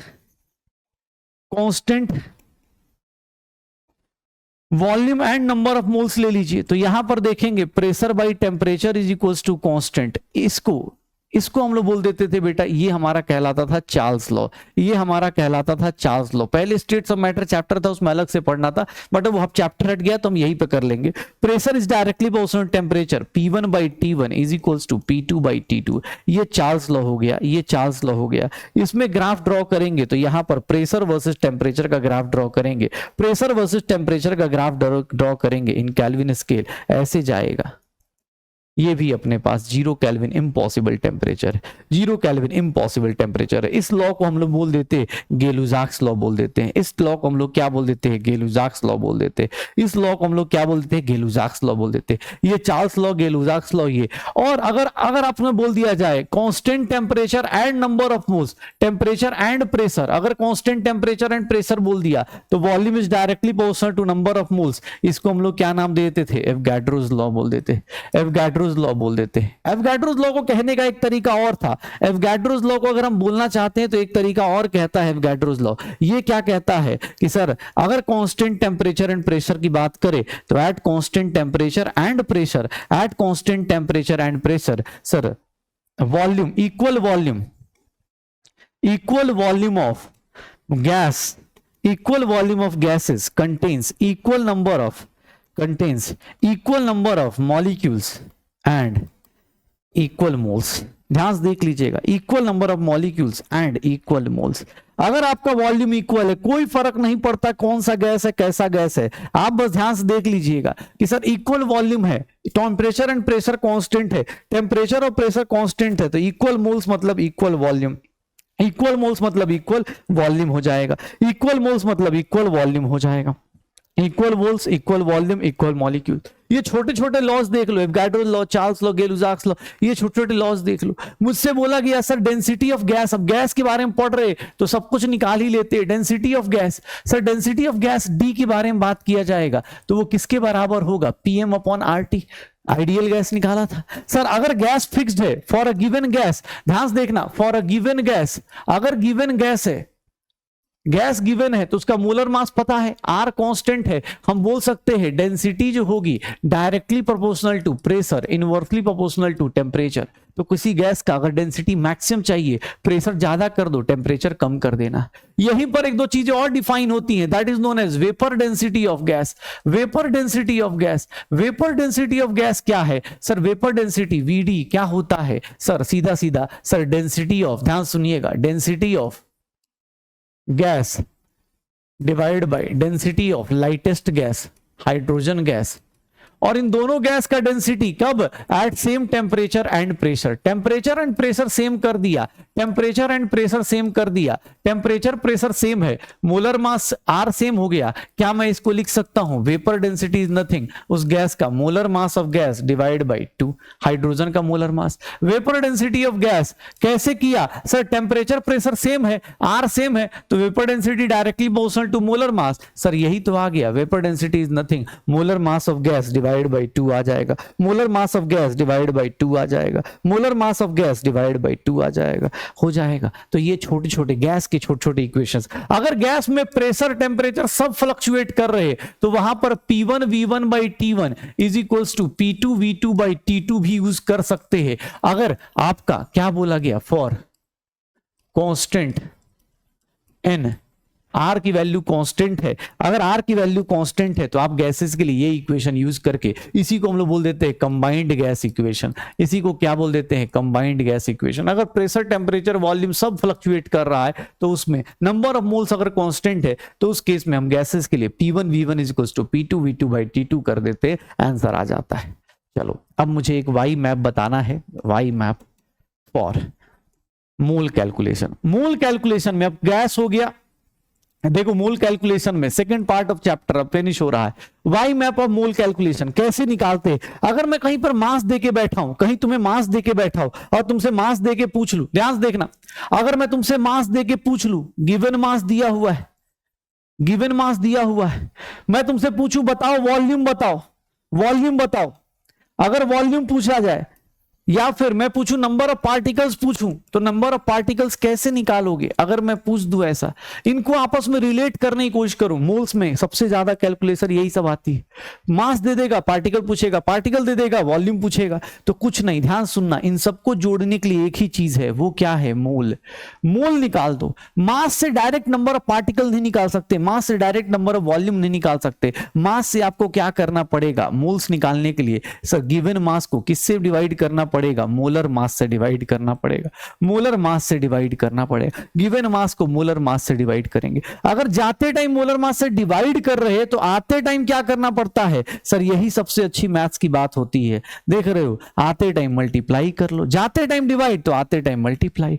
नंबर ऑफ पार्टिकल्स की बात कर रहे हैं तो देखना सर, नंबर ऑफ पार्टिकल्स से अगर मोल निकालना है तो सर क्या करेंगे, एवोगाड्रो नंबर से डिवाइड कर देंगे, एवोगाड्रो नंबर से डिवाइड कर देंगे, और सर उधर से आते टाइम क्या कर देंगे, मल्टीप्लाइड बाय एवोगाड्रो नंबर कर देंगे, मल्टीप्लाइड बाय एवोगाड्रो नंबर कर देंगे। देख लो, अगर आपको नंबर ऑफ पार्टिकल्स दिया है, मास निकालना है, तो जाते टाइम देखिए रास्ता कैसा होगा, sir divide by number of moles, और इसको ये पकड़ के चले जाइए, पहले इससे डिवाइड कीजिए, इधर चले जाइए। और अगर गैस के केस में दिया हुआ है तो वॉल्यूम गिवन है, तो इस केस में सर क्या करेंगे, डिवाइडेड बाय मोलर वॉल्यूम से डिवाइड करेंगे, वॉल्यूम गिवन, और आते टाइम किससे मल्टीप्लाई कर देंगे, मोलर वॉल्यूम से। तो ये अपना वाई मैप हो जाता है, जिससे आप एक दूसरे को लिंक कर पाते हो कि यार गैस का वॉल्यूम, गैस का नंबर ऑफ पार्टिकल्स या मास से कैसे रिलेट कर सकते, कैसे रिलेट कर सकते, ये सारी चीजें आप बता सकते हो, ये हम लोग बता सकते हैं, हो जाएगा, श्योर हो। अब देख लो छोटी छोटी चीजें, अब मोल कैलकुलेशन हो गया, अब छोटी छोटी चीजें आएंगे, कौन कौन सी, जैसे अब सबसे छोटी चीज laws of chemical combination. Laws of chemical combination, chemical combination के कुछ लॉज होते हैं, कैसे, ध्यान सुनिएगा, laws of chemical combination. Laws of chemical combination, पहला लॉ क्या है, तो sir law of conservation of mass. ये law of conservation of mass ये क्या कहता है, law of conservation of mass ये क्या कहता है, law of conservation of mass ये किसी भी केमिकल रिएक्शन में, किसी बैलेंस केमिकल रिएक्शन को, मतलब इसी से बैलेंसिंग ऑफ केमिकल रिएक्शन होती है, बैलेंसिंग ऑफ केमिकल रिएक्शन इसी से होती है, बैलेंसिंग ऑफ केमिकल रिएक्शन इसी से की जाती है। किसने दिया था, गिवन बाय लेबवाइजर, किसने दिया था, गिवन बाय लेबवाइजर। ये कौन बताएगा, लेबवाइजर ने बताया था। क्या बोला गया था कि सर रिएक्टेंट का mass, mass of reactants is equals to mass of product. Reaction के किसी भी कंडीशन पे खड़े होंगे तो mass of reactants is equals to mass of products होगा ही होगा, ये कंडीशन आप हमेशा सेटिस्फाई करेंगे। मास कंजर्व होने का मतलब कि sir atom must be conserved, atom must be conserved, mass तभी कंजर्व होगा जब एटम कंजर्व होगा। तो ये बातें करी गई पहले लॉ में।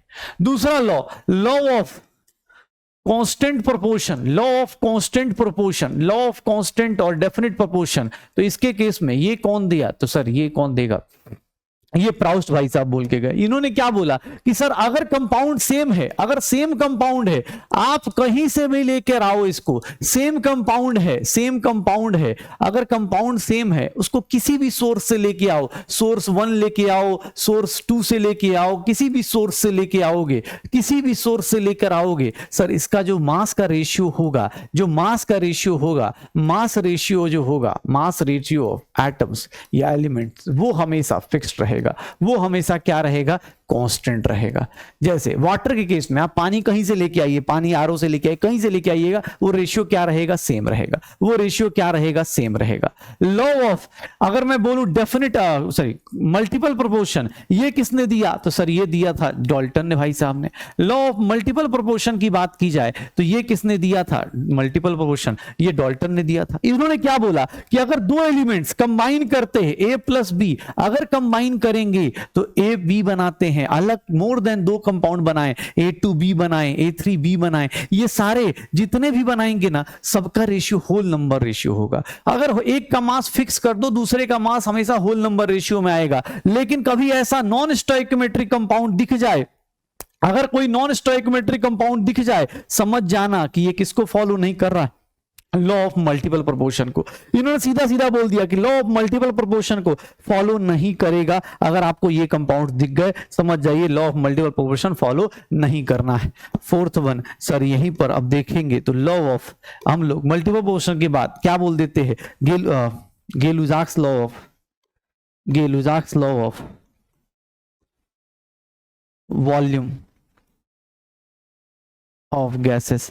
इसमें क्या बोला इन लोगों ने कि भैया जब गैसेस रिएक्ट करते हैं, अगर हाइड्रोजन गैस क्लोरीन गैस से रिएक्ट करेगा, अगर हाइड्रोजन गैस क्लोरीन गैस से रिएक्ट करेगा, तो ये जो रिएक्ट करते हैं ये लोग भी किसके फॉर्म में रिएक्ट करते हैं, 1:1 के फॉर्म में, मतलब होल नंबर में रिएक्ट करते हैं, होल नंबर में रिएक्ट करते हैं। ये किस में रिएक्ट करते हैं, होल नंबर में। एक last law, law of reciprocal proportion का ट्रिक क्या था, लॉ ऑफ रेसिप्रोकल प्रोपोर्शन का मतलब ऐसे आउट ऑफ सिलेबस है, लेकिन बस पता होना चाहिए, कहीं कहीं कोई पढ़ ले तो ऐसे बोल देगा कि अरे सर बताया नहीं।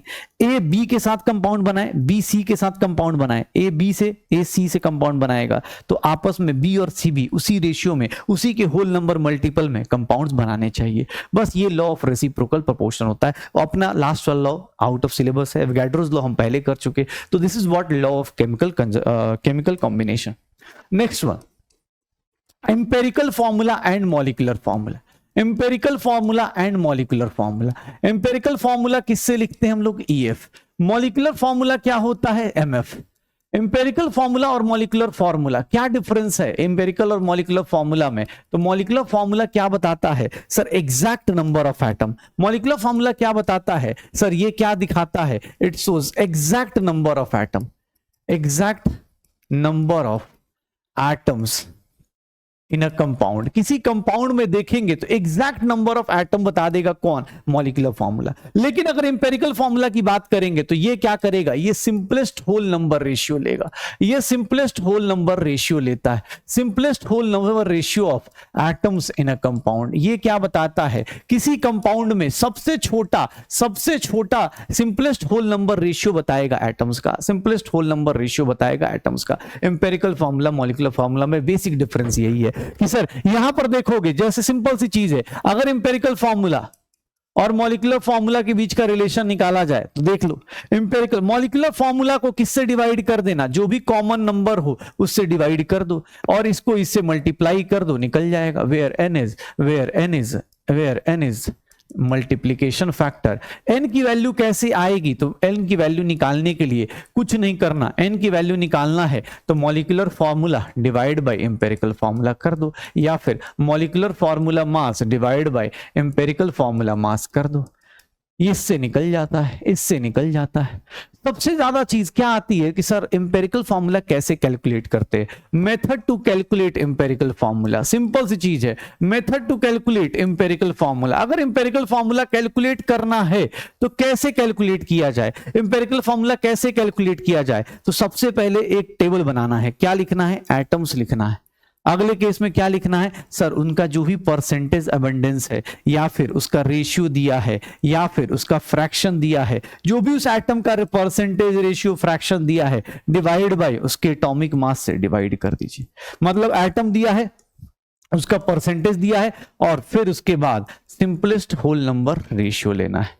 ये सबसे बेस्ट तरीका है, 3 टेबल में आपका पूरा का पूरा निकल जाएगा। स्कूल के लिए आपको बहुत ज्यादा लंबा चौड़ा टेबल बनाना पड़ता होगा, लेकिन हमारे पास इसकी जरूरत नहीं पड़ेगी। Method to calculate, methods to calculate, आप कैसे निकाल सकते हैं, तो ऐसे निकाला जा सकता है कि सर आप कुछ नहीं करें, एटम्स दिया हुआ है, परसेंटेज दिया है, रेशियो दिया है, उसको किससे डिवाइड कर दो, एटॉमिक मास से, सिंपलेस्ट होल नंबर रेशियो ले लो, हो गया। एम्पिरिकल फार्मूला कैलकुलेट कर लो, एम्पिरिकल फार्मूला कैलकुलेट कर लिया तो कहानी खत्म हो गई। एम्पिरिकल फार्मूला कैलकुलेट कर लिया तो बहुत सिंपल सा है, एम्पिरिकल फार्मूला कैलकुलेट कर लिया, हो गया। अब यहां से करते चलो। यहीं पर एक छोटा सा कॉन्सेप्ट आता है, that is known as minimum molecular mass. Minimum molecular mass का मतलब क्या होगा, अगर किसी कंपाउंड में मिनिमम मॉलिक्यूलर मास का पूछ लिए कि सर नाइट्रोजन का 4% प्रेजेंट है या हाइड्रोजन का 2% प्रेजेंट है, बताओ minimum molecular mass of compound कैसे निकालते हैं, minimum molecular mass of A compound कैसे निकालते हैं। तो उसके लिए एक सिंपल सा फॉर्मूला होता है, क्या हो जाएगा, जैसे मैं लिख सकता हूं सर, यहां पर क्या कर देते हैं, परसेंटेज, जो भी परसेंटेज दिया है, ठीक है, कि minimum molecular mass percentage of the element जो गिवन है इनटू, ध्यान से देखिएगा, divide by percentage of the element. ध्यान से देख लेना, जब भी, अरे इसका सिंपल सा एक कॉन्सेप्ट ये होता है, सॉरी उल्टा लिख दिया ना, परसेंटेज से तो डिवाइड करना है, क्या था, atomic mass of the element. अगर एक एटम है तो एक एटॉमिक मास लेंगे, 2 एटम है तो 2 एटॉमिक मास लेंगे, जो भी एलिमेंट का एटॉमिक मास बोले इनटू 100 डिवाइड बाय परसेंटेज से डिवाइड कर देते, परसेंटेज ऑफ एलिमेंट। सीधा सीधा मिनिमम मॉलिक्यूलर मास का कॉन्सेप्ट आपको निकल के बाहर आ जाएगा। जैसे कोई बोल दे कि सर एक एंजाइम है जिसके अंदर 4% सल्फर है, एक एंजाइम जिसके अंदर 4% सल्फर है, तो 4% सल्फर आपको कंप्लीट करने में, सॉरी निकालने में किस तरह से निकालेंगे, तो उसके लिए कुछ नहीं, एटॉमिक मास ऑफ एलिमेंट ले लो, सल्फर का 32 इंटू 100 डिवाइड बाई 4 कर दो, आंसर आ जाएगा। अब एक दो चीजें और आती हैं जिसमें हम लोग चीजें निकाल सकते हैं, जैसे परसेंटेज कंपोजिशन आता है, परसेंटेज कंपोजिशन देखेंगे तो परसेंटेज कंपोजिशन कैसे निकालते हैं, इसको निकालने के 4 तरीके हैं। परसेंटेज कंपोजिशन जब आप निकालने जाते हैं तो उसके 4 तरीके होते हैं। कौन कौन से, सबसे बेसिक सा तरीका पहला होता है मास बाई मास परसेंटेज, इसको मास बाई मास बोल देते हैं, मास बाई मास बोल देते हैं, या परसेंटेज बाई मास बोल दिया जाता है। अगर आप इसको निकालने जाते हैं, कैलकुलेट करने जाते हैं, परसेंटेज बाई मास कैलकुलेट करने जाते हैं किसी का भी, तो मान लो मैं 2 लोगों का सॉल्यूशन बनाता हूं, 2 लोगों को मिलाता हूं, तो परसेंटेज बाई मास निकालने जाएंगे तो given mass upon total mass, दोनों का मास इनटू 100 कर देते। इससे ज्यादा इंपॉर्टेंट होता है पता है क्या, कि सर इसका मीनिंग, जैसे मैं आपको ये लिख दूं 20% W/W NaOH एक्वस सॉल्यूशन, तो इसका मीनिंग क्या होगा ये याद रखिएगा। ये जब पूछा जाएगा तो इसका मीनिंग पता होना चाहिए कि इसका मीनिंग क्या होगा, कि sir 20 gram NaOH, 20 gram NaOH, 20 gram NaOH is present, 20 gram NaOH is present in 100 gram of solution, 20 gram NaOH is present in 100 gram of solution, ये बोला जा सकता है। तो W/W का मतलब ये हो जाता है, W/W का मतलब ये हो जाता है। कोई बोले कि नहीं सर मुझे परसेंटेज कंपोजिशन मास के रिस्पेक्ट में नहीं चाहिए, वॉल्यूम के रिस्पेक्ट में चाहिए, तो इसको हम लोग बोल देते हैं परसेंटेज बाय वॉल्यूम। वॉल्यूम के रिस्पेक्ट में भी निकाल सकते हैं, कैसे सर, ये देखिएगा परसेंटेज वॉल्यूम बाय वॉल्यूम अगर निकाल रहे हैं तो क्या हो जाएगा, volume of A divide by volume of A plus volume of B into क्या कर देंगे, टोटल वॉल्यूम। अगर मैं लिख रहा हूं यहां पे फिर से 20% V/V NaOH aqueous solution, 20% V/V NaOH aqueous solution, अगर मैं ये लिख रहा हूं तो ये देख लो ये क्या हो जाएगा, 20 ml of NaOH, 20 ml of NaOH is present in 20 ml of NaOH is present in 100 ml of 100 ml solution. 20 ml NaOH present है 100 ml सॉल्यूशन में, तो ये वॉल्यूम का रेशियो आ जाता है, वॉल्यूम बाय वॉल्यूम आ जाएगा, वॉल्यूम बाय वॉल्यूम आ जाएगा। इसके बाद अगर देखो तो इसी में दो तरीके के और हो जाते हैं, that is mass by volume, mass by volume. ये थोड़ा सा यूनिक हो जाता है, इसको ध्यान रखिएगा। मास बाय वॉल्यूम कोई बोलेगा, मान लो मास बाय वॉल्यूम मैं ए का बोलता हूं, इसका मीनिंग क्या होता है, mass of A divided by total volume, VA plus VB total volume into क्या कर देंगे 100। देखो मास बाय मास था तो mass upon total mass, volume था तो वॉल्यूम बाय टोटल वॉल्यूम, लेकिन मास बाय वॉल्यूम का मीनिंग ऐसा हो जाता है, अगर मैं ऐसा लिख रहा हूं 20 बाय मास बाय वॉल्यूम लिख रहा हूं NaOH एक्वस सॉल्यूशन, अगर मैं ऐसा लिख रहा हूं तो इसका मीनिंग पता है क्या हो जाएगा, एक्वस सॉल्यूशन, इसका मीनिंग पता है क्या हो जाएगा, 20% मतलब 20 gram of NaOH, 20 gram of NaOH is present in 20 gram of NaOH is present in 100 ml of solution, 100 ml of solution, 20 gram NaOH present है किसमें, 100 ml ऑफ सॉल्यूशन में। सिमिलरली अगर मैं उल्टा लिख दूं, इसका वॉल्यूम बाय मास लिख दूं, वॉल्यूम बाय मास लिख दूं, तो यहां पर परसेंटेज कंपोजिशन क्या हो जाएगा, वॉल्यूम बाय मास लिखूंगा तो percentage composition V by W of, अगर A निकालता हूं तो volume of A divide by total mass, total mass into क्या कर दूंगा 100 कर दूंगा, और अगर मैं ऐसा लिख दूं 20% वॉल्यूम बाय ये मास ए का, तो इसका मतलब वॉल्यूम बाय मास NaOH, अगर ऐसा लिख रहा हूं, अगर ऐसा लिख रहा हूं तो इसका मीनिंग क्या हो जाएगा, ये देखना, aqueous NaOH solution 20 ml NaOH is present in 20 ml NaOH is present in 20 ml NaOH is present in 100 gram of solution, 20 ml NaOH present है 100 ग्राम सॉल्यूशन में। तो ये परसेंटेज कंपोजिशन निकालने का तरीका होता है, mass by mass, volume by volume, mass by volume निकालने का ये सब तरीके भी हो जाते हैं, ये सब तरीके भी हो जाते हैं। अब आ जाओ, सेकंड पार्ट खत्म कर लिया, तो अब आते हैं थर्ड पार्ट पे, that is known as stoichiometry. Stoichiometry भैया बहुत फनी चीज है। क्या स्टोइकियोमेट्री होती क्या है, कुछ नहीं, ये आपको ना बस कैलकुलेशन सिखाता है, किसी रिएक्शन में किस तरह से कैलकुलेट किया जाता है, किसको कैसे देखा जाता है। अगर कहीं पर ऐसा लिखा हुआ है, ध्यान सुनिएगा, अगर आपको ये रिएक्शन में दे रहा हूं, ये रिएक्शन में दे रहा हूं, या रुक जाओ यार, कौन सी रिएक्शन लिखूं, हाँ जो ज्यादा मजेदार लगे, फिर चलो कोई ऐसी रिएक्शन ले लेते हैं जिसमें सारे के सारे, चलो यही ले लेते हैं, हटाओ, N2 + 3H2 gives 2NH3। ये क्या दे रहा है, नाइट्रोजन हाइड्रोजन गैस से रिएक्ट कर रखे ये अमोनिया गैस प्रोड्यूस कर रहा है। ध्यान से देखिएगा, इस रिएक्शन को स्टोइकियोमेट्री करने का, सॉल्व करने का एक सिंपल सा तरीका होता है। पहले आप स्टोइकियोमेट्री में रिएक्शन पढ़ना सीखते हैं, क्या है इस रिएक्शन को कैसे पढ़ेंगे, तो मैं ऐसा लिख सकता हूं कि सर इसका 1 मोल इसके 3 मोल से रिएक्ट कर रहा है, इसका 1 मोल इसके 3 मोल से रिएक्ट कर रहा है, और इसके 2 मोल बन रहे हैं, किसी को कोई दिक्कत। इसी चीज को पढ़ने का तरीका, सर इसका 1 मॉलिक्यूल, इसका 1 मॉलिक्यूल इसके 3 मॉलिक्यूल से रिएक्ट करेगा, 1 मॉलिक्यूल 3 मॉलिक्यूल से रिएक्ट करेगा, और इसके कितने बन जाएंगे, 2 मॉलिक्यूल।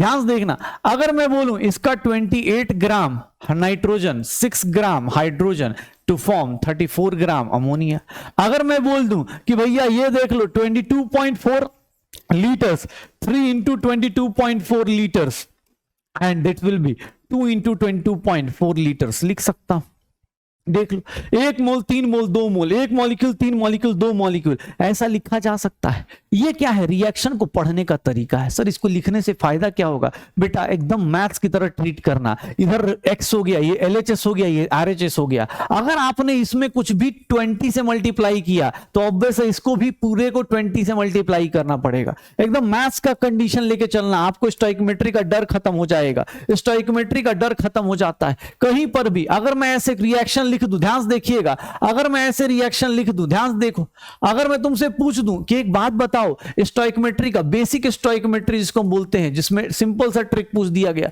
कि मैं रिएक्शन को स्टैंडर्ड लिखने का, ये बोलते हैं स्टैंडर्ड लिखना, इसको बोलते हैं किसी भी रिएक्शन को देखो उसका मोलर मास, उसका वॉल्यूम, उसका मोल सब लिख सकते हो। अगर ये लिख सकते हो कि सर मैं किसी रिएक्शन को पढ़ता हूं मैं ऐसे लिख सकता हूं, तो आपको क्वेश्चन देखो विद इन सेकंड कैसे होता है।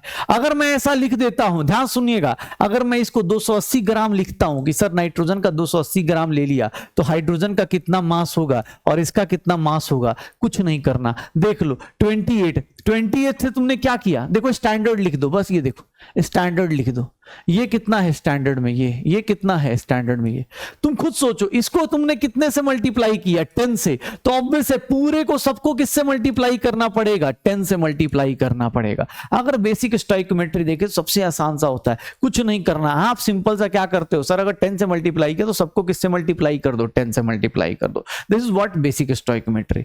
अगर आपने रिएक्शन में, ध्यान सुनना, फिर से वही रिएक्शन, एक ही रिएक्शन का एग्जांपल समझाने की कोशिश कर रहा हूं। अगर मुझसे किसी ने बोल दिया, देखना, अगर मुझसे किसी ने बोल दिया, ये देखो सर यहां पर 28 ग्राम, यहां 6 ग्राम, यहां 34 ग्राम, मान लो अपने पास, ये तो हो गया मल्टीपल में दिख गया, सर 10 से मल्टीप्लाई किया तो 10 से मल्टीप्लाई कर दिया।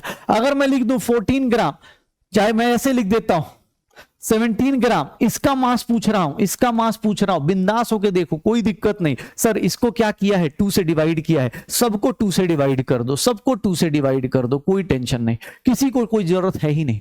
किसने बोल दिया नहीं सर मैं एक काम करता हूं, इसका मास अपने को 12 ग्राम दे दिया है, अब बताओ इसका मास बताओ और इसका मास बताओ, कैसे बताओगे? सर हाइड्रोजन का मास 12 ग्राम दे दिया, सर इन लोगों का मास बताओ, कितना रिएक्ट होगा, कितना प्रोड्यूस होगा। बेसिक स्टोइकोमेट्री सबसे आसान, क्या करना है, 6 से 12, 2 से मल्टीप्लाई किया तो सर ये भी 2 से मल्टीप्लाई कर दो और ये भी 2 से मल्टीप्लाई कर दो। Basic stoichiometry. अगर मल्टीप्लिकेशन या डिवीजन में काम हो रहा है तो बहुत सिंपल सा है, किसी भी रिएक्शन का स्टैंडर्ड लिख दो और उसके बाद कर लो। ये देखो, अगर मान लो कहीं पे ऐसा रिएक्शन दे दिया, अब मान लो जब मल्टीपल में नहीं दिख रहा तब क्या करेंगे? अगर मल्टीपल में नहीं दिख रहा तो भैया यहां यूज करेंगे हम अपना शॉर्टकट। शॉर्टकट क्या है, देखो सीखो शॉर्टकट क्या है। मान लो ऐसा दे दिया, 28 ग्राम दे दिया, ये 6 ग्राम दे दिया, ये कितना दे दिया, 34 ग्राम दे दिया।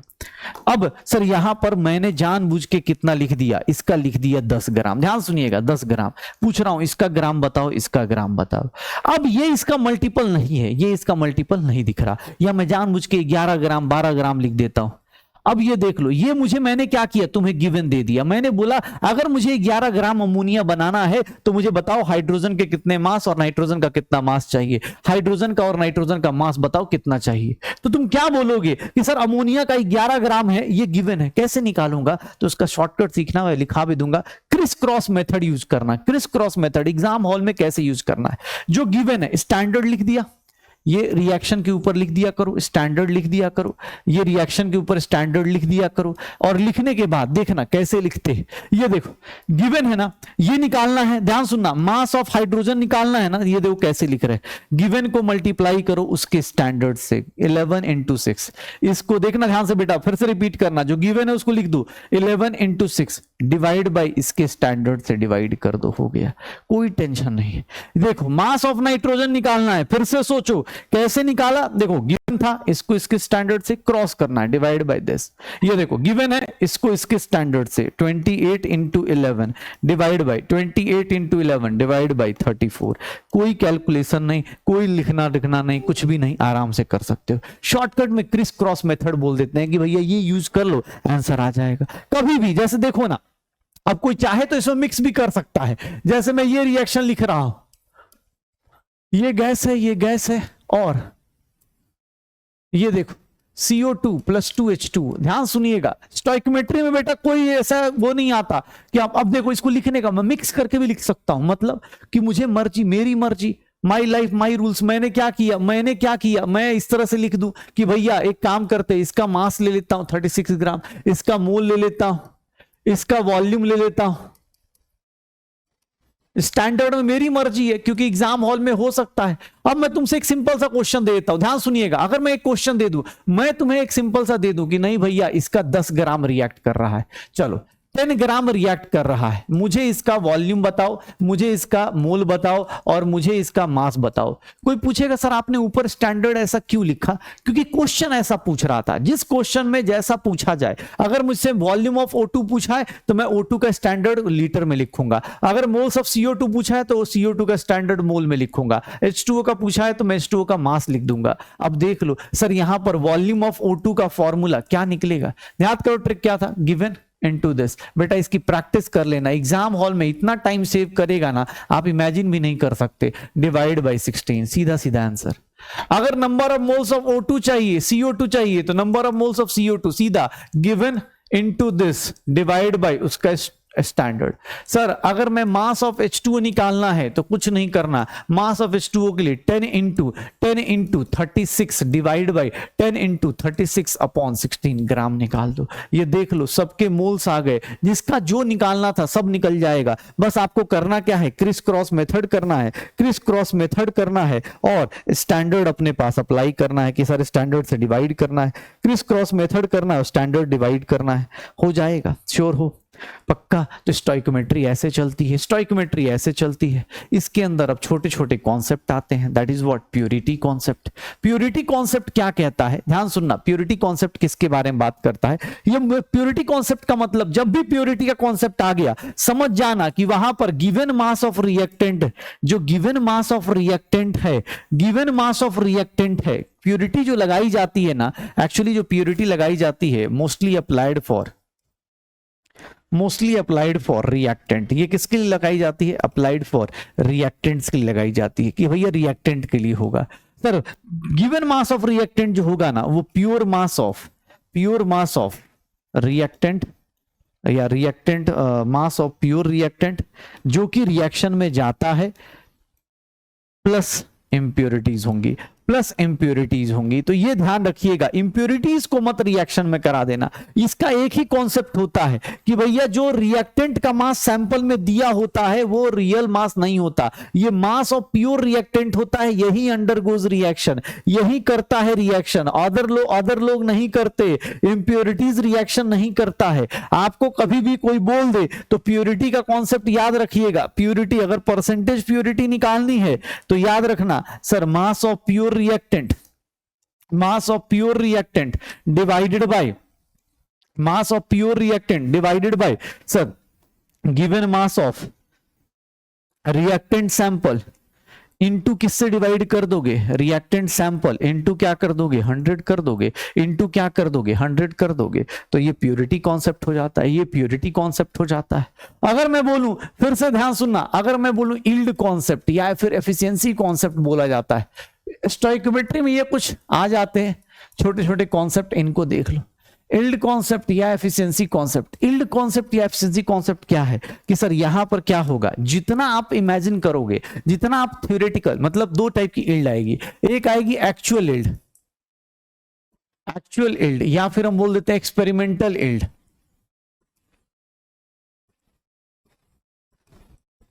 मतलब जो आपको रिएक्शन में मिलेगी, रियली एक्चुअली ऑब्टेन्ड इन रिएक्शन, किसी रिएक्शन में आपको जो मिलेगा।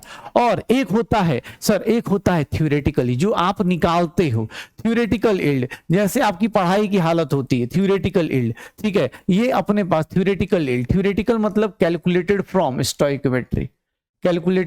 स्टोइकोमेट्री। दोनों में अगर डिफरेंस आ रहा है मतलब आपकी एफिशिएंसी उतनी नहीं है, आपकी यील्ड उतनी अच्छी नहीं है। तो थ्योरेटिकल यील्ड, एक्चुअल यील्ड में देखोगे परसेंटेज यील्ड कैसे निकाला जाता है। सर क्या करते हैं, actual yield divided by theoretical yield, into क्या कर दिया जाता है, 100 कर दिया जाता है। तो परसेंटेज यील्ड ऐसे निकल जाता है कि ये यील्ड कॉन्सेप्ट का परसेंटेज यील्ड। दोनों अलग अलग आएंगे क्योंकि ऑब्वियस एफिशिएंसी अलग अलग फ्लक्चुएट करती है, अलग अलग। मतलब यील्ड कॉन्सेप्ट के बारे में ऐसे मोस्टली बोला जा सकता है कि किसके लिए यूज होता है, मोस्टली एप्लीकेबल ऑन प्रोडक्ट। कितना प्रोडक्ट बनेगा उसके ऊपर। प्योरिटी का कॉन्सेप्ट किस पे लगता है? रिएक्टेंट के ऊपर, क्योंकि रिएक्टेंट का मास आप गलत लेंगे। ये कॉन्सेप्ट कहां लगता है? प्रोडक्ट के ऊपर, क्योंकि आप प्रोडक्ट का मास गलत लेंगे। थ्योरेटिकली अलग आएगा, एक्चुअल में कुछ अलग आएगा। किसी रिएक्शन में कैसे एक्चुअली कितना मिलता है, इसका परसेंटेज निकालना होता है। स्टोइकोमेट्री का सबसे last case, that is limiting reagent. Limiting reagent या फिर ये देख लो LR, limiting reagent. Limiting reagent किसको बोलते हैं? सिंपल सा तरीका है। लिमिटिंग रिएजेंट सर जो लिमिट लगा दे रिएक्शन को, जो लिमिट लगा दे, मतलब वो reactant, that reactant which is consumed first, that reactant which is completely consumed, which is completely consumed, जो आराम से सबसे पहले फर्स्ट, सबसे पहले रिएक्शन में वही खत्म हो जाए। जैसे ही वो फिनिश हुआ रिएक्शन ऑब्वियस स्टॉप हो जाएगी, क्योंकि एक भी रिएक्टेंट कम हुआ रिएक्शन होगी नहीं। लिमिटिंग रिएजेंट पहचानते कैसे हैं? लिमिटिंग रिएजेंट पहचानते कैसे हैं सर? Shortcut to identify. अगर आपको आइडेंटिफाई करना है लिमिटिंग रिएजेंट, तो आप उसके लिए क्या तरीका आजमाते हैं? मैं एक शॉर्टकट पहले बता देता हूं। जो लोग क्लास में करते हैं उनको तो मैं और भी तरीके बता चुका हूं, लेकिन हाँ शॉर्टकट यहां बता देता हूं क्या होता है आइडेंटिफाई करने का। सर क्या करो? कैलकुलेट। किसका रेशियो कैलकुलेट करो? Calculate ratio of given number of moles divided by given number of moles divided by there stoichiometric coefficient.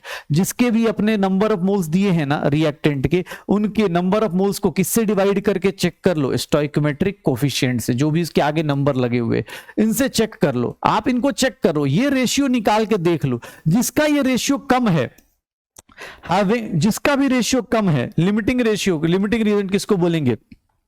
Lowest ratio जो होगा, lowest ratio reactant is limiting reagent. वही lowest ratio reactant is known as limiting reactant.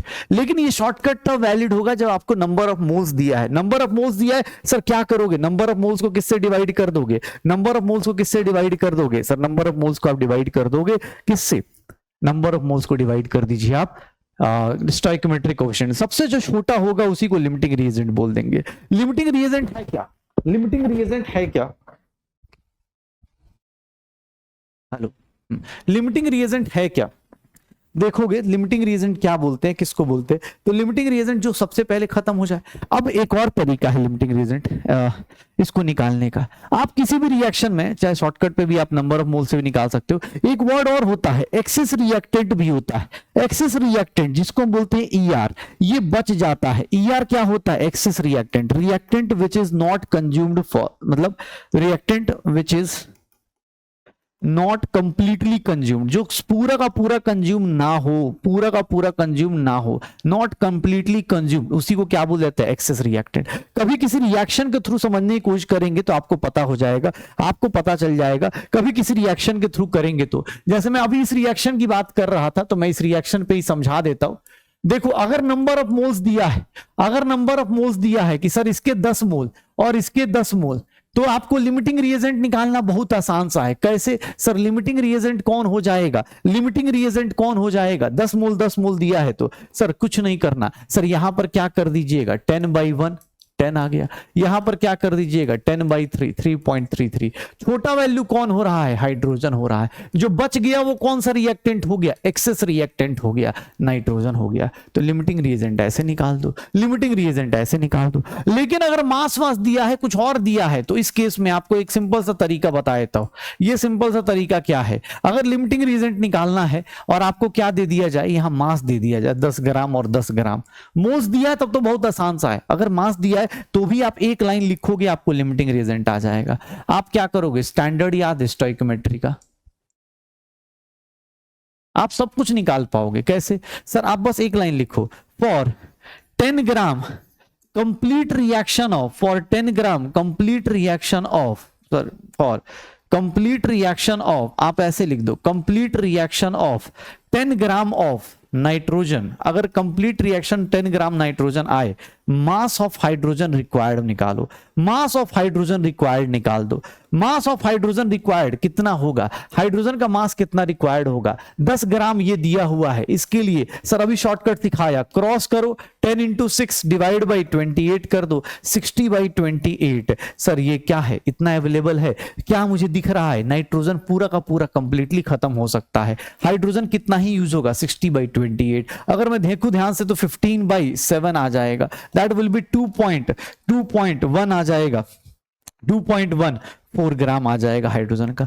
तो क्या ये reaction possible है, हाँ completely nitrogen पूरा react कर जाएगा हाइड्रोजन। तो यहीं से आ गया लिमिटिंग रिएक्टेंट कौन हो गया, नाइट्रोजन। एक्सेस रिएक्टेंट कौन होगा, हाइड्रोजन। कितना हाइड्रोजन का मास अनरिएक्टेड रहेगा, कितना हाइड्रोजन अनरिएक्टेड रहेगा, 10 के 10 ग्राम हाइड्रोजन नाइट्रोजन रिएक्ट कर गया तो हाइड्रोजन का मास 10 में से कितना जाएगा, इतना ही जाएगा। देख लो। अच्छा कोई बोले सर आपको तो उल्टा लिखते, तो अगर आप उल्टा लिखते ना बेटा, आप उल्टा लिखोगे 2 लाइन में आप लिमिटिंग रिएजेंट निकाल सकते हो with everyone, excess reactant, mass of excess reactant, complete reaction of. अगर आप 10 ग्राम हाइड्रोजन लिख देते ना और यहां पर मास ऑफ नाइट्रोजन निकालते कि मास ऑफ नाइट्रोजन रिक्वायर्ड बता दो, तो मास ऑफ नाइट्रोजन रिक्वायर्ड पता है कितना आ जाता, मास ऑफ नाइट्रोजन रिक्वायर्ड कितना आता, देख लो, क्रॉस करो 10 इंटू 28, 10 इंटू 28 डिवाइड बाई 6 लिखूंगा, 280/6, 46.66 ग्राम। क्या ये पॉसिबल है, नहीं पॉसिबल था, ये पॉसिबल ही नहीं हो पाता। अगर हाइड्रोजन पूरा का पूरा 10 ग्राम रिएक्ट करेगा, हाइड्रोजन पूरा का पूरा 10 ग्राम रिएक्ट करेगा तो भी ये पॉसिबल नहीं हो पाता है, तो भी ये पॉसिबल नहीं हो पाता है, तो भी ये पॉसिबल नहीं हो पाएगा, ठीक है ना, तब भी ये पॉसिबल नहीं हो पाएगा। इसीलिए लिमिटिंग रिएजेंट ऐसे यूज करते। किसी को जैसे अगर नंबर ऑफ मोल्स दिया तब तो सबसे आसान है, नहीं दिया है तो कुछ नहीं करो, आप गिवन मास लिखा है ये करके निकाल दो। एक बार इमेजिन करो ये पूरा का पूरा रिएक्ट करेगा तो कितना हाइड्रोजन चाहिए, क्या ये पॉसिबल है, हाँ पॉसिबल है, तो यही लिमिटिंग रिएजेंट, वो एक्सेस रिएजेंट। अगर नहीं तो उल्टा सोचो, उल्टा में करके देख लो, मतलब 1 से 2 लाइन लिखोगे लिमिटिंग रिएजेंट आ जाएगा। मास के लिए, वॉल्यूम के लिए, सबके लिए यूज कर सकते, ये वाला अपने पास इस तरह से यूज होगा, हो जाएगा। अब देख लो, अब मेरे पास स्टोइकोमेट्री में सारे लिमिटिंग रिएजेंट, स्टोइकोमेट्री कोफिशिएंट सब कुछ बता दिया गया। अब आते हैं हम लोग 4th टर्म पे, that is known as concentration terms. 4th term पे आते हैं, that is known as concentration terms. Concentration terms में बात करेंगे तो कॉन्सेंट्रेशन टर्म्स में सबसे पहले फ्रैक्शन टर्म्स की बात करते हैं। फ्रैक्शन टर्म्स में कौन कौन से लोग आते हैं, परसेंटेज कंपोजिशन हम लोग कर चुके हैं, तो हमें सिर्फ फ्रैक्शन टर्म्स करना है, मोल फ्रैक्शन उसमें आ जाएगा। फ्रैक्शन टर्म से बात करें, सबसे पहला आता है सर मास फ्रैक्शन। क्या होता है मास फ्रैक्शन, सर फ्रैक्शन का मतलब होता है जितने भी फ्रैक्शन होंगे ना, फ्रैक्शन टर्म्स की वैल्यू जो होती है, वैल्यू 0 से लेकर कहां से कहां तक जाती है, वैल्यू 0 से लेकर 1 तक। फ्रैक्शन का मतलब यही होता है, मास फ्रैक्शन निकालना है। मैं 2 लोगों का सॉल्यूशन लेके चल रहा हूं a प्लस बी का, तो देखिएगा मास फ्रैक्शन का मतलब क्या होगा। अगर मैं बोल दूं मास फ्रैक्शन ऑफ a बताओ, मास फ्रैक्शन ऑफ a बताओ, तो मास फ्रैक्शन ऑफ a मतलब क्या हो जाएगा sir, mole mass of a divide by total mass, या फिर हम बोल सकते हैं WA प्लस WB, यही हो। अगर मैं बोलता हूं नहीं मुझे वॉल्यूम फ्रैक्शन बताओ, तो वॉल्यूम फ्रैक्शन कैसे आएगा, तो वॉल्यूम फ्रैक्शन के लिए हम लोग क्या करते हैं, वॉल्यूम फ्रैक्शन अगर निकालना है, ए का निकालना है, मान लो वॉल्यूम फ्रैक्शन ए का निकालना है, तो ए का वॉल्यूम फ्रैक्शन कितना होगा, VA upon VA, V total volume total, या फिर VA upon VA plus VB, यही होगा। तो मास फ्रैक्शन और वॉल्यूम फ्रैक्शन उतना इंपॉर्टेंट नहीं है जितना इंपॉर्टेंट हमारा तीसरा टर्म है, that is mole fraction. Mole fraction क्या होता है, तो इसको हम लोग काई से रिप्रेजेंट करते हैं। मोल फ्रैक्शन रिप्रेजेंटेड बाय, ध्यान सुनिएगा, रिप्रेजेंटेड बाय, इसको रिप्रेजेंट करते हैं काई से, ध्यान से देख लो, काई से। इसको प्रोनाउंस करते हैं काई की तरह, प्रोनाउंस करते हैं काई की तरह, ठीक है, काई की तरह। मोल फ्रैक्शन अगर मुझे ए का निकालना है तो कुछ नहीं करो, उसके moles divide by total moles, उसके moles divide by total moles, Na upon Na plus Nb लिख दो। अगर मोल फ्रैक्शन ऑफ बी निकालना है तो Nb अपॉन N टोटल लिख दो, Nb अपॉन N टोटल लिख दो, Na upon Na plus Nb, NB upon Na plus NB लिख दो, इसको कर दो। अगर मोल फ्रैक्शन का रेशियो लेते हो, काई ए बाई काई बी करते हो, तो जहां तक मैं देख रहा हूं Na अपॉन NB हो जाएगा। करके देखो, इनका इनको डिवाइड करोगे, number of moles cancel out total वाले। अगर मोल फ्रैक्शन को सम करोगे, अगर मोल फ्रैक्शन को सम करोगे 1 के बराबर हो जाएगा, तो ये आपका मोल फ्रैक्शन हो गया। फ्रैक्शन में 3 टर्म्स आते हैं, मास फ्रैक्शन, वॉल्यूम फ्रैक्शन और मोल फ्रैक्शन। मास फ्रैक्शन में अपना mass divide by total mass, volume fraction में अपना volume divide by total volume, और मोल फ्रैक्शन में अपना वॉल्यूम अपना number of moles divide by total moles, ये आ जाएगा। ये हो गया फ्रैक्शन का टर्म। अब आते हैं दूसरा, मोलालिटी की बात करते हैं। Molality is what? Molality small M से रिप्रेजेंट होता है। ये क्या रिप्रेजेंट करता है मोलालिटी? तो मोलालिटी क्या है सर? ये क्या बताता है? नंबर ऑफ, ये रिप्रेजेंट करता है, स्मॉल एम से रिप्रेजेंट किया जाता है, represent number of moles of solute, number of moles of solute present in 1 kg of solvent. 1 kg solvent में, 1 kg सॉल्वेंट में कितने नंबर ऑफ मोल्स प्रेजेंट हैं? किसके? सॉल्यूट के। मोलालिटी का फॉर्मूला देखोगे, number of moles of solute divide by mass of solvent लेगा। Sir इसका यूनिट देखना, ये मोल हो गया, ये क्या हो गया? kg। यूनिट कोई पूछेगा तो यूनिट क्या होगा? मोल पर केजी हो जाएगा, मोल पर केजी हो जाएगा। या फिर इसी को क्या बोल देंगे? मोलल बोल देंगे, मोलल बोल देंगे, स्मॉल एम लिख देगा। तो ये नंबर ऑफ मोल्स। दूसरा, नंबर ऑफ मोल्स निकालना है। सॉल्यूट को हम लोग क्या लिखते हैं बेटा? याद रखना, सॉल्यूशन में जब भी लिखेंगे, सॉल्यूट कौन होता है? जो लेस क्वांटिटी वाला होता है, लेस क्वांटिटी वाला होता है। इसको हम लोग 2 से रिप्रेजेंट करते हैं। सॉल्वेंट की बात करेंगे तो सॉल्वेंट हम लोग 1 से रिप्रेजेंट करते हैं। ये मोर क्वांटिटी वाला होता है, ये मोर क्वांटिटी में होता है। जो ज्यादा क्वांटिटी में होता है उसको सॉल्यूट, सॉल्वेंट, और जो लेस क्वांटिटी में होता है उसको सॉल्यूट। ठीक है, उसको 2 से, उसको 1 से। सॉल्वेंट के अंदर सॉल्यूट को मिक्स करते हैं। तो देखना sir, number of moles of solute को लिख सकता हूं given mass of solute into molar mass of solute 1000 upon mass of solvent, KG में के बदले ग्राम लिख दूं, कोई दिक्कत? ये देख लेना, ये छोटे छोटे फॉर्मूलाज जो हैं, आपको छोटे छोटे ये फॉर्मूलाज जो है बार बार न्यूमेरिकल यूज करते टाइम आएंगे। सर मोलालिटी ऐसे निकाली जाती है। मोलालिटी में बात करेंगे तो ये टेम्परेचर इंडिपेंडेंट है, ये टेम्परेचर इंडिपेंडेंट है। क्यों? क्योंकि जिसमें वॉल्यूम टर्म नहीं आता वो टेम्परेचर डिपेंड नहीं होता, वो टेम्परेचर डिपेंडेंट नहीं होता, वो टेम्परेचर डिपेंडेंट नहीं होता है, वो टेम्परेचर डिपेंडेंट नहीं होता है। मोलालिटी का रिलेशन देखोगे तो मोलालिटी जो होता है, रिलेशन ऑफ, ध्यान से देखना, relation of molality with mole fraction, ये बहुत इंपॉर्टेंट है। बहुत सारे क्वेश्चन आते हैं मोल फ्रैक्शन, जेई में, मेंस में, इन सब में बहुत क्वेश्चन आते हैं। मोलालिटी का रिलेशन देखोगे तो मोलालिटी इज नथिंग, देख लो, mole fraction of solute, mole fraction of solute divide by mole fraction of solvent into 1000 upon molar mass of solvent, यही लिख दिया जाता है। ठीक है, मोलालिटी का फॉर्मूला ये आ जाता है, इसको यूज कर लेते हैं हम लोग। तो मोलालिटी ये है, मोलालिटी ये है, इसका unit moles per litre, moles per KG होगा। इसी का जुड़वा भाई आता है, इसका जुड़वा भाई आता है, पहले स्ट्रेंथ की बात कर लेते हैं। एक वर्ड होता है strength of solution. Strength of solution क्या होता है?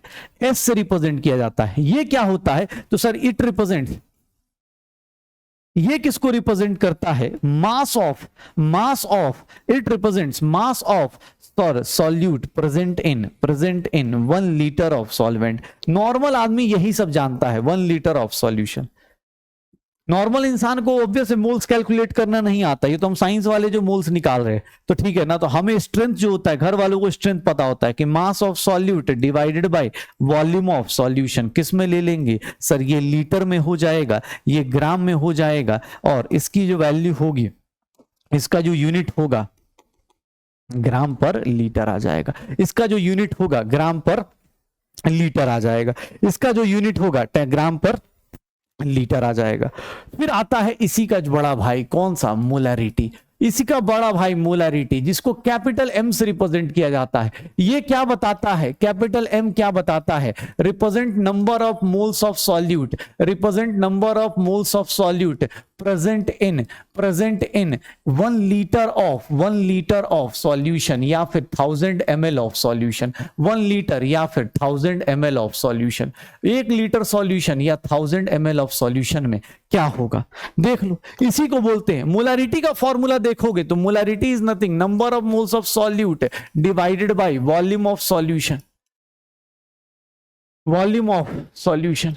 ये क्या है सर, ये मोल्स में दिया हुआ है, ये क्या है, ये अपने पास लीटर है। मोलरिटी का यूनिट क्या हो जाएगा सर, मोल्स पर लीटर हो जाएगा, मोल्स पर लीटर, या फिर हम लोग बोल देते हैं मोलर, या फिर कैपिटल एम से रिप्रेजेंट कर दिया जाता है।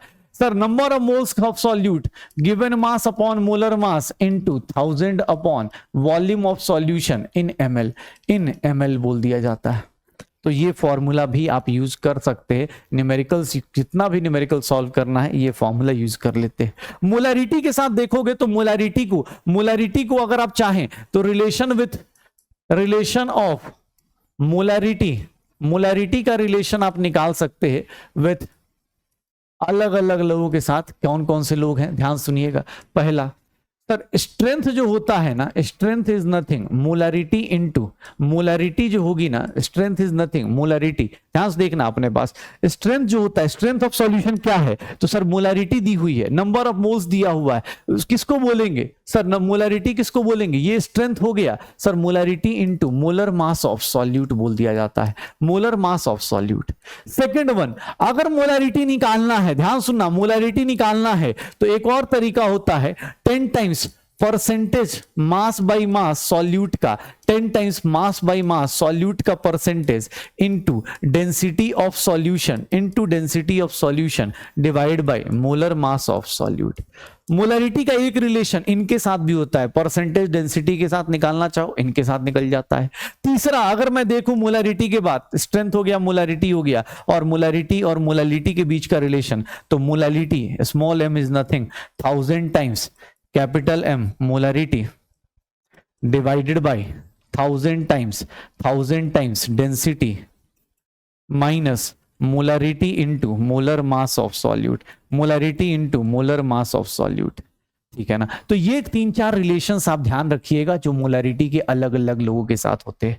मोलरिटी थोड़ा सा बड़ा हो जाता है क्योंकि इसका जड़ बड़ा भाई नॉर्मेलिटी आता है। नॉर्मेलिटी हम यहां नहीं करेंगे, हम रेडॉक्स में करेंगे, टेंशन मत लीजिएगा कि अरे सर नॉर्मेलिटी नहीं पढ़ा है, नॉर्मेलिटी मिल जाएगी, रेडॉक्स में मिलेगी। अभी मोल कॉन्सेप्ट में ये सब इंपॉर्टेंट टॉपिक्स है। ये टेम्परेचर डिपेंडेंट होता है क्योंकि जहां वॉल्यूम टर्म आया टेम्परेचर डिपेंडेंट हो जाता है। जहां वॉल्यूम टर्म आया सर याद रखिएगा, फॉर आयनिक कंपाउंड्स मोलरिटी को क्या नाम दे देते हैं, फॉर्मेलिटी बोल देते हैं। तो मोलरिटी से डरना नहीं, फॉर्मेलिटी से डरना नहीं, सीधा सीधा molarity is equals to formality हो जाती है। सर यहां पर देखोगे तो अलग अलग केसेस आते हैं, जैसे एक केस आता है जिसको बोलते हैं डाइल्यूशन या फिर कॉन्सेंट्रेशन, डाइल्यूशन या कॉन्सेंट्रेशन किसको बोला जाएगा सर। डाइल्यूशन मतलब क्या होता है, यहां number of moles of solute constant रहता है, यहां पर m1v1 is equals to m2v2, molarity into volume क्या रहेगा, कांस्टेंट रहेगा, मोलरिटी इंटू वॉल्यूम क्या रहेगा, कांस्टेंट रहेगा। इसका ग्राफ देखेंगे ऐसा ग्राफ बन जाएगा रेसिप्रोकल का। अगर मिक्सिंग करते हैं तो मिक्सिंग करने में देखेंगे तो यहां पर मोलरिटी ऑफ मिक्सचर निकालने के लिए हम लोग सीधा सीधा फॉर्मूला यूज करते हैं m1v1 plus m2v2 divide by v mixture, ये फॉर्मूला यूज किया जाता है। ध्यान से देख लो, मोलरिटी के केस में ये सब चीजें आती हैं, तो हम लोग के पास टोटल मतलब जो एनसीईआरटी में देखोगे तो एनसीईआरटी के हिसाब से, अच्छा कुछ लोग एनसीईआरटी में कहीं टेम्परेचर सिग्निफिकेंट फिगर्स ये सब पूछ रहे होंगे, तो भैया उसके लिए सॉरी, वो चीजें आप फिजिक्स में भी कर चुके होंगे, मुझे लगता है यूनिट डायमेंशन में आपको सिग्निफिकेंट फिगर्स ये सब कैलकुलेशन। बेटा माइंड मैप सीरीज है तो यहां पर मेरी तरफ से देख लो, मैंने 4 टॉपिक्स का नाम लिया था, और वो चारों टॉपिक्स मैंने आपको करा दिए हैं। होमवर्क में क्या है, PYQs करिए। आपको लगता है सबसे पहले नीट के PYQs करिए, सब कुछ रिवाइज करके एक बार प्रैक्टिस करके PYQs कर लीजिए। फिर अगर लगता है कि नहीं और टाइम है तो एनसीईआरटी आप जाके एक बार जरूर पढ़िए, एनसीईआरटी में कुछ और ज्ञान मिले उसको। अब जैसे टेम्परेचर स्केल का कन्वर्जन है, यूनिट डायमेंशंस, मुझे ऐसा लगता है कि जो नीट 2025 के लिए पढ़ रहा है या नीट 2026 के लिए, उसने ऑलरेडी 11th या 12th में कुछ ना कुछ तो ये temperature degree Celsius kelvin scale कर लिया होगा, इसीलिए मैंने वो सब छोड़ दिया था। बट अगर आपको नहीं सर और डिटेल में जाएंगे तो फिर बहुत लंबा टाइम हो जाएगा। जो मेजर चीजें थी वो मैंने एक्सप्लेन कर दी है, जो मेजर कॉन्सेप्ट थे, जैसे सबसे बेसिक कॉन्सेप्ट था वो हमने एटम्स एंड मॉलिक्यूल्स में कैसे कैसे देखते हैं, मोल कॉन्सेप्ट कैसे रिलेट करते हैं, ये सब चीजें हमने बहुत अच्छे से फोकस करिए, उनके ऊपर फोकस कीजिएगा। Empirical formula, molecular formula, stoichiometry, limiting reagent, yield concept, last में आके कॉन्सेंट्रेशन टर्म्स। जो कॉन्सेंट्रेशन टर्म्स, ये कॉन्सेंट्रेशन टर्म्स फिर से दोबारा आएंगे, पता है कहां पर? फिर से सॉल्यूशन चैप्टर में आएंगे। जब सॉल्यूशन बताऊंगा तो वहां पर आपको फिर से ये सारे चैप्टर्स आएंगे। आई होप सो सबका ये माइंड मैप अच्छे से रिवाइज हुआ होगा। आई होप सो सबने ये जितना भी मैंने कम टाइम में पूरा चैप्टर, जितना फास्ट किसी को लग सकता है बहुत फास्ट, ऑब्वियस है बेटा, माइंड मैप है तो थोड़ा फास्ट तो होगा ही। यहाँ पर सब कुछ रिवाइज कराने की कोशिश करी गई है, बट अगर कुछ भी छूटा हो या कोई गलती हुई हो तो उसके लिए आई एम सॉरी। बट आपको कैसा लगा, आपको कैसा रिवाइज हुआ, कितने टाइम में रिवाइज हुआ, आप बता सकते हैं। अगर आपका कुछ भी फीडबैक है तो आप कमेंट सेक्शन आपके लिए है, मैं कमेंट सेक्शन जरूर देखूंगा। तो आप अपना जो भी आपको लगता है कि हाँ मुझे और सर कुछ सजेशन चाहिए, कुछ भी चाहिए, तो आप बता सकते हैं, मैं वहां मिल जाऊंगा आपको। तब तक के लिए हाँ मिलते हैं स्ट्रक्चर ऑफ एटम की माइंड मैप सीरीज के लिए। तब तक के लिए पढ़ते रहिए, एंजॉय करते रहिए। Bye bye.